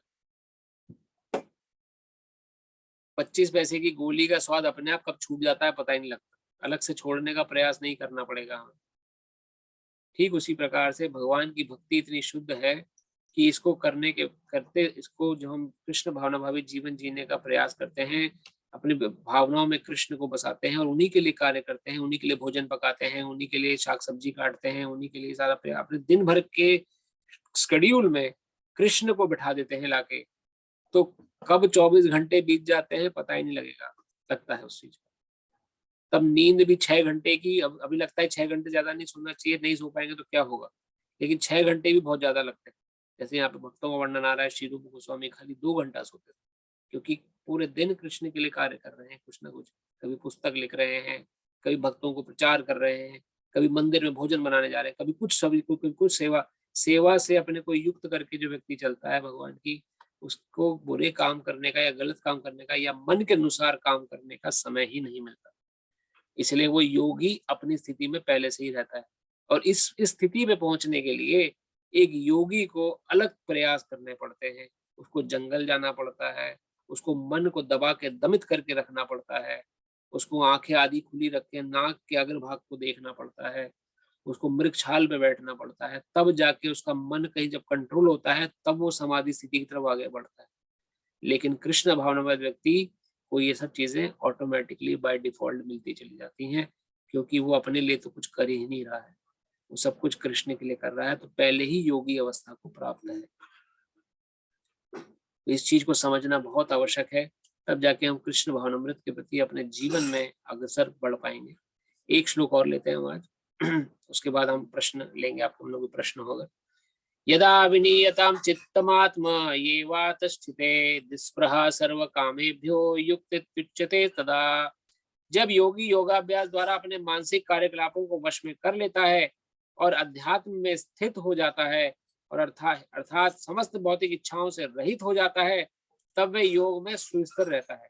अब देखिए, ये योगी की बातें हो रही हैं जो कि सब कुछ कृत्रिम प्रयास कर रहा है इस स्टेज तक पहुंचने के लिए। एक कृष्ण भक्त जो है वो पहले से ही इस स्थिति को प्राप्त हुए होता है, उसको अलग से सब करना नहीं होता। तो यहाँ पे अब कंपैरेटिव एनालिसिस चल रही है, कंपेयर एंड कॉन्ट्रास्ट। आपने पढ़ा होगा अपने क्षेत्र में भी कि योगी और एक कृष्ण भक्त कितना कंपेयर कॉन्ट्रास्ट स्टडी चल रही है इसमें। और शिला प्रभुपाद की जय। साधारण मनुष्य की तुलना में योगी के कार्यों में वह विशेषता होती है कि वह समस्त भौतिक इच्छाओं से मुक्त रहता है, जिसमें मैथुन सुख है। एक पूर्ण योगी अपने मानसिक कार्यों में इतना अनुशासित होता है कि उसे कोई भी भौतिक इच्छा विचलित नहीं कर सकती। यह सिद्ध अवस्था कृष्ण भावना भावित व्यक्तियों द्वारा स्वतः प्राप्त हो जाती है। अब देखिए, यहाँ एक योगी और एक कृष्ण भावना व्यक्ति को स्वतः ही अवस्था प्राप्त हो जाती है कि उसे कोई भी आकर्षित नहीं कर सकता। जैसा कि श्रीमद् भागवत में 9वें सिकंद के 4थे अध्याय के 18 से लेकर 20वें श्लोक में कहा गया है, सवै मना कृष्ण पदारविंदयोर वचांसी वैकुंठ गुणानुवर्णने करो हरेर मंदिर मार्जनन दिशु च्युतिम चक्रांच्युत सत्यत्थो दये मुकुंद लिंगालय दर्शने दृशो तद्भृत्यागात्र स्पर्शम अग संगमम घ्राणम च तत्पाद सरोज सौरभे श्रीमुत्तलस्य रसनाम पदार्पिते पादौ हरे क्षेत्र पदानुसर्पणे शिरे ऋषिकेशा पदाभिवंदने कामं च दास्ये न तु कामं यः यथोत्तम श्लोक जनाश्रयः रतिः। राजा अम्बरीश ने सर्वप्रथम अपने मन को भगवान के चरण कमलों में स्थिर कर दिया। राजा अम्बरीश बहुत बड़े राजऋषि हुए हैं, बहुत बड़े भगवान के भक्त हुए हैं, जो मटेरियल लेवल पर एक राजा थे लेकिन मानसिक स्तर पे एक ऋषि थे। ऐसे प्राचीन समय में जो राजा हुआ करते थे, जो भगवान के प्रति समर्पित रहते थे, उनको राज ऋषि बोला जाता था। राज ऋषि अर्थात राजा होते हुए भी ऋषि के समान अपना जीवन जीते थे। ऐसे बहुत सारे राज ऋषि हुए हैं, उनमें से महाराज अम्बरीश भी आते हैं, उनके बारे में वर्णन हुआ है। राजा अम्बरीश ने सर्वप्रथम अपने मन को भगवान के चरण कमलों पर स्थिर कर दिया, फिर क्रमशः अपनी वाणी को कृष्ण के गुणानुवाद में लगाया, हाथों को भगवान के मंदिर को स्वच्छ करने में, कानों को भगवान के कार्यकलापों को सुनने में, आंखों को भगवान के दिव्य रूप का दर्शन करने में, शरीर को अन्य भक्तों के शरीर से स्पष्ट करने में, घ्राणेन्द्रियों को भगवान पर चढ़ाए गए कमल पुष्पों को सूंघने में, जीभ को भगवान के चढ़ाए गए चरण तुलसी पत्रों का स्वाद लेने में, पावों को तीर्थ यात्रा करने तथा भगवान के मंदिर तक जाने में, सर को भगवान को प्रणाम करने तथा अपनी इच्छाओं को भगवान की इच्छा पूर्ति करने में लगा दिया। ये सारे दिव्य कार्य शुद्ध भक्त के सर्वथा अनुरूप है। तो शुद्ध भक्त महाराज अम्बरीश ने हमें सिखाया है किस प्रकार से अपने पूरे शरीर को कैसे भगवान की सेवा में लगाया जाए। आंखों जब भी दिखाएं तो भगवान का चित्र या भगवान के मंदिर दर्शन हो सके, ऐसा हमें अभ्यास कराना चाहिए। कानों को भगवान कृष्ण की कथा सुनने का अभ्यास होना चाहिए, जीवा को भगवान का प्रसाद सुनने का अभ्यास होना चाहिए, नाक को भगवान पर चढ़ाए पुष्पों को सूंघने में, शरीर को भगवान के जो भक्त हैं, शुद्ध भक्त हैं, उनका आलिंगन करने या उनको प्रणाम करने में उनको अर्पित करना चाहिए, या भगवान के जो हाथ हैं भगवान को प्रणाम करने में, पैरों को भगवान के मंदिर जाने में अर्पित करना चाहिए। महाराज अम्बरीश के जीवन से हमें सीखने को मिलता है, वो पहले ही योगी अवस्था को प्राप्त है। निर्विशेषवादियों के लिए यह दिव्य व्यवस्था अनिर्वचनीय हो सकती है, किंतु कृष्ण भावना भावित व्यक्ति के लिए यह अत्यंत सुगम एवं व्यवहारिक है। निर्विशेषवादी किसे कहा जाता है? जो भगवान के साकार रूप को नहीं मानते। तो जो भगवान के साकार रूप को नहीं मानते, उनको ये सब बातें बेकार की लगेंगी। उनको लगेगा ये क्या फालतू का समय वेस्ट कर रहा है, कहाँ कोई दिखता भगवान, कोई थोड़ी उनको प्रणाम कर रहे हैं। उनके लिए तो क्या, भगवान एक प्रकाश है, प्रकाश पुंज है। प्रकाश पुंज का ना हाथ है, ना पैर है, ना आंख है, ना मुंह है, कैसे तो अर्पित भोजन हो, कैसे उन पे तुलसी चढ़ाई जाए। तो इसलिए निर्विशेषवादी जो निराकारवादी होते हैं, उनको ये सब बातें समझ नहीं आती। लेकिन जो कृष्ण भावना भावित व्यक्ति है, उसके लिए अत्यंत सुगम एवं व्यवहारिक है। जैसा महाराज अम्बरीश की उपवर्णित जीवनचर्या से स्पष्ट हो जाता है। जब तक निरंतर स्मरण द्वारा भगवान के चरण कमलों में मन को स्थिर नहीं कर लिया जाता, तब तक ऐसे दिव्य कार्य व्यवहारिक नहीं बन पाते। अतः भगवान की भक्ति में इन विहित कार्यों का अर्चन करते से जिसका अर्थ है समस्त इंद्रियों को भगवान की सेवा में लगाना। इंद्रियों तथा मन में को कुछ न कुछ कार्य चाहिए, कोरा निग्रह व्यवहारिक नहीं है। अतः सामान्य लोगों के लिए, विशेषकर जो लोग संन्यास आश्रम में नहीं है, ऊपर वर्णित इंद्रियों तथा मन का दिव्य कार्य ही दिव्य सफलता की सही विधि है। इसे भगवत गीता में युक्त कहा गया है। इसे युक्त वैरागी कहा गया है कि सब कुछ होते हुए भी जब हम भगवान की सेवा में लगे रहेंगे तो हम युक्त वैरागी कहलाएंगे। उस जो कुछ भी हमारे पास है वो हमें जकड़ नहीं पाएगा संसार में, और जो कुछ भी हमारा अपना है उसे हम भगवान की सेवा में लगा पाएंगे। लेकिन अगर हमने छंद रूप में बाबा जी बनने का प्रयास किया, सब कुछ छोड़ के चले जाएं जंगल में, बस अब जाके पुनी वेश धारण कर लें, बिल्कुल एकदम संत की तरह बैठे, जब तक वैसा मनोभाव नहीं होगा तब तक, जब तक ये जो भगवत गीता भगवान प्रोसेस बता रहे हैं, उस योगी को क्या चाहिए कि मन को दमित करे। जब तक मन दमित नहीं होगा उस योगी के लिए छोड़ के गया है, ये मन इतना जटिल है कि वापस से योगी वेश में ही गलत काम करवा बैठेगा। तो इसलिए भगवान यहाँ प्रेरणा दे रहे हैं कि हमें कृष्ण भावना भावित बनना है। कृष्ण को अपनी भावनाओं में बसा के जो हम काम कर रहे हैं उस कार्य को करते हुए हमें भगवान की सेवा में लगना है। और जब हम भगवान की सेवा में लगेंगे तो अपने आप योगी की स्थिति तक पहुंच जाएंगे। अलग से कृत्रिम प्रयास करने की जरूरत नहीं है, कुछ भी कुछ छोड़ के कहीं जाने की आवश्यकता नहीं है। अपने घर को ही हम गोलोक वृंदावन या धाम बना सकते हैं। जैसा कि हमने भजन में सुना था स्टार्टिंग में, शीला भक्ति विनोद ठाकुर ने अपने घर को ही गोलोक वृंदावन धाम बना लिया था। इसका अर्थ ये भी नहीं है कि भक्तों का संग करने मंदिर ना जाएं, मंदिर के दर्शन ना करें, घर में अकेले बैठ के पूजा करें। इसकी फिर अलग अलग श्रृंखलाएं हैं। यहाँ पे जो विशेष उद्देश्य बात कही गई है वो ये बात कही गई है कि जो योग साधना के बल पर भगवान को अर्जित करना चाहते हैं, उनका मार्ग थोड़ा डिफिकल्ट है। उनको कुंडलियां जागृत करनी है, उनको जंगल में अलग जाके रहना है। उससे कई ज्यादा सरल विधि है कृष्ण भावना भावित होना, और कृष्ण भावना भावित होकर भगवान को प्राप्त करना। जब हम ऐसा करने का प्रयास करेंगे तो हम भगवान को इजीली प्राप्त कर सकते हैं। इसके लिए इन्हीं शब्दों के साथ आप सभी का बहुत बहुत धन्यवाद। आज हमने 17वें 18वें श्लोक तक हमने पढ़ा। तो अभी हमारे पास 2 मिनट हैं, अगर आपके मन में कोई प्रश्न हो लास्ट तो हम कर सकते हैं, फिर हम कथा को विश्राम देंगे यहीं पर ही।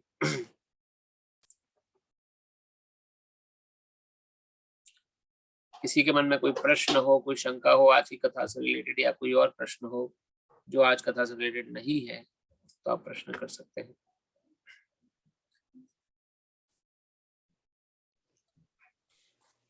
हरे बोल प्रभु जी। हरे कृष्णा प्रभु।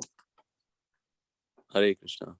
मेरा एक प्रश्न है, वो आज की कथा से उसका कोई लिंक नहीं है, लेकिन ये प्रश्न मेरा आता है और मैं इसके ऊपर बहुत ज्यादा ध्यान, मतलब इस पे थोड़ा समझ नहीं आ रहा है मुझे, क्योंकि मैं भी भक्ति में थोड़ा सा अभी इनिशियल स्टेज में हूँ। राधा रानी की कृपा के बगैर श्री कृष्ण के से तक आप नहीं पहुंच सकते। तो ये इसमें अगर आप डायरेक्टली कोई भी अगर मनुष्य श्री कृष्ण पे ध्यान लगा रहा है 24 घंटे, लेकिन राधा रानी पे नहीं लगा रहा है, क्योंकि हमने देखा है बहुत सारे सेक्ट हैं जो सिर्फ राधे राधे राधे सिर्फ वही बोलते रहते हैं 24, जैसे हम हरे कृष्णा का मंत्र बोलते हैं, वो राधे राधे राधे राधे राधे राधे ये बोलते रहते हैं 24 घंटे। तो उनकी क्या स्थिति है जो सिर्फ राधे बोलते हैं और बोलते हैं कि राधे के थ्रू ही बोलते हैं, राधे जो है कृष्ण से भी ऊपर है।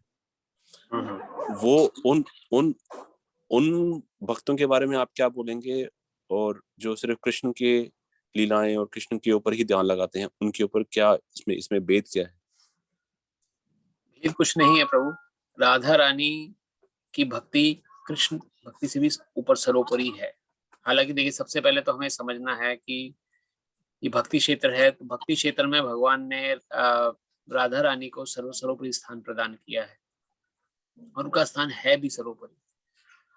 जो राधा रानी की भक्ति करते हैं वो भी दिव्य भक्त है, उनकी भी दिव्य धाम प्राप्ति होती है, भगवान कृपा प्राप्त होती है। और जो कृष्ण भक्त कर रहे हैं, कृष्ण भक्ति कोई अंतर कुछ नहीं है भक्ति में, किसी प्रकार का भी भाव का अंतर है बस।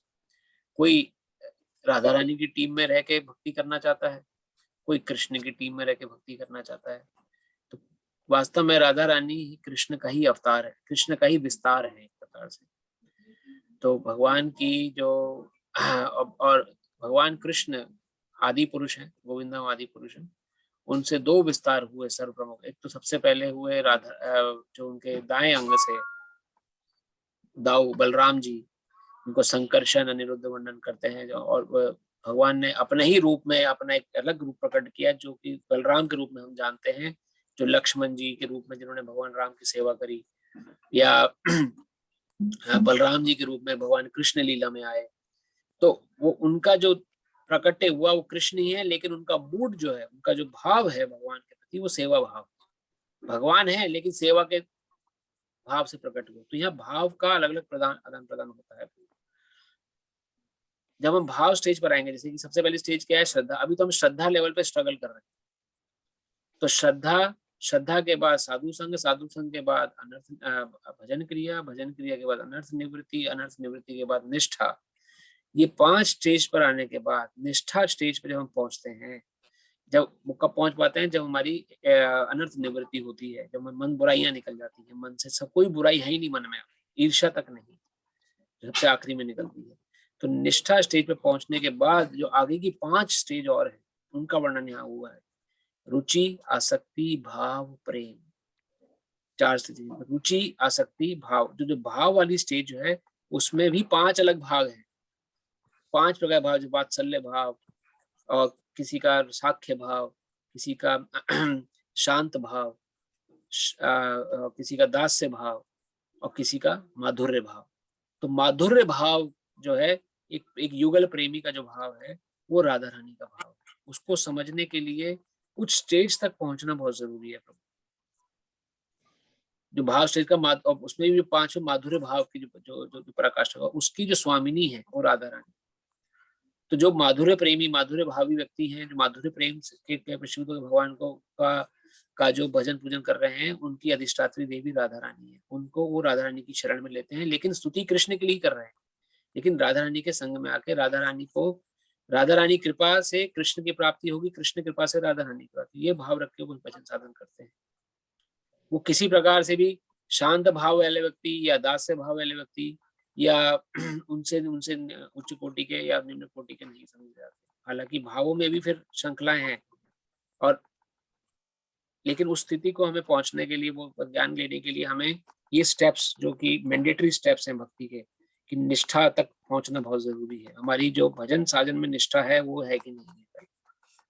उस निष्ठा को अगर हमने प्राप्त कर लिया, तो उसके बाद रुचि, आसक्ति, भाव, और भाव जब हम प्राप्त करें उसके बाद प्रेम, तब जाके हमें डिफरेंस क्लियर होता है कि राधा भाव में तो जो राधा रानी की पूजा कर रहे हैं, उनका भाव बहुत उच्च कोटि का है, वो माधुर्य भाव में लगे हैं, माधुर्य रस में भगवान की सेवा कर रहे हैं।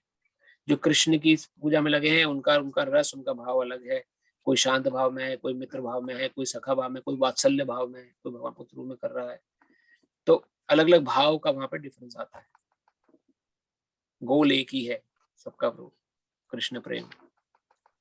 हरि बोल, हरि बोल, हरि बोल। हरे कृष्णा। एक और प्रश्न था मेरा, क्षमा चाहता हूँ, मैं थोड़ा सा ज्यादा पूछ रहा हूँ। मैं आपसे कम से कम 15 16 साल के बाद मैं आपसे मिल रहा हूँ। आज का दिन तो बहुत ही आपको देखा मैंने आज। तो मैं सुबह जो है सुबह सखा प्रभु जी के साथ में था, उनके साथ में बहुत आनंद आया। तो एक और प्रश्न है कि बहुत सारे भक्तों में भी अलग अलग कैटेगरीज हैं, और मुझे जहाँ तक समझ में आता है, और उसमें कुछ ऐसे भक्त हैं जो रोते हैं, मतलब भक्ति में रोते हैं। तो क्या उन भक्तों को हम दुर्लभ, मतलब नॉट दुर्लभ, मतलब उनको क्या हम वीक माना जाएगा by mind, that they are weak, उनको अपने इमोशंस पे कंट्रोल नहीं है? नहीं ब्रो, वो वही हमने करा। किसी भक्त को हमने रोते हुए देखा है, या हमने किसी भक्त को देखा, तो वैष्णव आचार्य ना जाने ना बूझिए, उनके आचरणों को जानने बूझने का हमें प्रयास अपने मन से नहीं करना चाहिए। वो जो रो रहे हैं, उनका जो उसमें भी फिर अलग अलग कैटेगरी हैं, लेकिन जो भक्त आंखों से अश्रु बहा रहे हैं वो अश्रु का लेवल कुछ भी हो सकता है प्रभु। अब उसमें डीप में भी जाने का समय भी नहीं, लेकिन इसका ये बहुत बड़ा टॉपिक है जिसमें उसका वर्णन आता है कि जब भगवान के प्रति आपका इसका थोड़ा डिस्क्रिप्शन भक्ति रसामृत सिंधु और श्रीला रूप गोस्वामी ने ग्रंथ लिखा है। उसमें वर्णन आता है कि भक्त के अंदर क्या क्या उसके अंदर लक्षण पैदा होते हैं जब वो रियल में भक्ति कर रहा है। उसमें से एक लक्षण है अश्रुपूर्त करना। अलग अलग लक्षण है, किसी के रोंगटे खड़े हो जाते हैं, किसी में झटके आते हैं, एकदम भगवान के बारे जैसी बात शुरू हुई एकदम से शरीर कंपित होता है, किसी का रंग श्वेत हो जाता है, किसी का बहुत ज्यादा कहेंगे भाव इतना बढ़ जाता है कि वो बाहर की सुध भूल जाता है सब कुछ। तो ये अलग अलग लक्षण भक्ति रसामृत सिंधु में डिटेल्ड में है कि नेक्टर ऑफ डिवोशन करके पुस्तक है, श्रील प्रभुपाद ने लिखी थी और उसमें श्रील रूप गोस्वामी ने वर्णन किया है। तो अश्रु जिसके गिर रहे हैं, अश्रु दो प्रकार के होते हैं। एक तो होते हैं ठंडे अश्रु, जो महसूस होगा कि ठंडे हैं, वो भगवान के प्रेम में निकलते हैं, तो वो अश्रु आपको महसूस हो जाएंगे कि वो ठंडा है उनका। जो गर्म अश्रु है वो नॉर्मल अश्रु आते हैं। तो रोने वाले भक्ति का भाव कैसा है ये या तो भगवान जानते हैं और स्वयं जानते हैं, लेकिन हम नहीं बता सकते कि वो किस लिए रो रहा है। अगर वास्तव में रो रहा है तो भगवान के लिए रो रहा है, तो अच्छी बात है, वो एक अच्छा लक्षण समझा गया है। भक्ति रसामृत सिंधु के अनुसार अच्छा लक्षण समझा गया है, कमजोरी का लक्षण नहीं समझा गया कि मन से कमजोर है इसलिए रो रहा है क्या है। लेकिन एकदम से आंसू आ जाए तो हमें ये भी नहीं समझना चाहिए कि हम बहुत अच्छे भक्त हो गए, बहुत अच्छे भक्त इसलिए हम आंखों से रो रहे हैं। कई बार भावनावश या उसके वश हम रो पड़ते हैं। तो अच्छे भक्त हो तभी स्थिति प्राप्त होगी जब हम अपने को खुद एक्सपेरिमेंट, खुद टेस्ट कर सकें कि मैं निष्ठा स्टेज तक पहुंच गया हूं कि नहीं पहुंचा हूं, क्या मेरे अंदर अभी भी कोई अनर्थ है कि नहीं। ये नहीं कि अभी मैं रो रहा हूं कल फिर किसी की निंदा चुगली कर रहा हूं, या मैं अभी रो रहा हूं तो कल फिर किसी की बुराई कर रहा हूं या फिर कुछ गलत काम करने लग गया हूं। तो अनर्थ निकल गए हैं, जो कि तीसरी स्टेज है, चौथी स्टेज है, और मेरी भजन क्रिया नियमित रूप से चल रही है, मेरा भजन साधन नियमित रूप से चल रहा है, तब जाके मेरे अंदर रुचि आ सकती है भगवान के प्रति और मेरे अश्रु पूरी तब हो रहे हैं। तो इसका मतलब मैं किसी स्टेज पर हूँ। फिर गुरु से मार्गदर्शन लेना होता है, उसके अलग अलग प्रोसेस है बताने के, बहुत डिटेल टॉपिक है। लेकिन वो मन की कमजोरी नहीं समझना चाहिए, कुछ हद तक वो सही भी हो सकता है। धन्यवाद। हरे कृष्ण। हरे कृष्ण। तो आज 10:40 हो गया है, अभी हमें थोड़ा सेवा के लिए मंदिर में भी जाना था, तो मैं इसको कथा को हम ये विराम देते हैं। आपके मन में कोई अगर प्रश्न रह जाते हो या नहीं हम ले पाते हो तो आप मुझे मैसेज व्हाट्सएप पे कर सकते हैं, I will try to respond there. और हमें आज एकादशी की कथा पढ़ने का भी समय नहीं मिला, तो मैं एकादशी कथा की ऑडियो क्लिप पोस्ट कर दूंगा। मैं जानता हूँ गिरीश प्रभु जी की अब शायद छोड़ चले गए, तो अभी हम कथा को हम यही विराम देते हैं और उसको हम कथा को मैं ऑडियो क्लिप आपके पास भेज दूंगा। इन्हीं शब्दों के साथ आप सभी का बहुत बहुत धन्यवाद। आप आते हैं तो हमें प्रेरणा मिलती है। हरे कृष्णा। हरे कृष्ण। हरे कृष्णा। हरे कृष्णा कृष्ण कृष्ण हरे हरे, हरे राम राम राम। हरे कृष्णा। हरे कृष्णा प्रभु। बहुत हरे धन्यवाद। कृष्णा प्रभु हरे जी, कृष्णा। Thank you. धन्यवाद। हरे कृष्णा प्रभु, डायरेक्टर प्रभु, थैंक यू फॉर ज्वाइनिंग।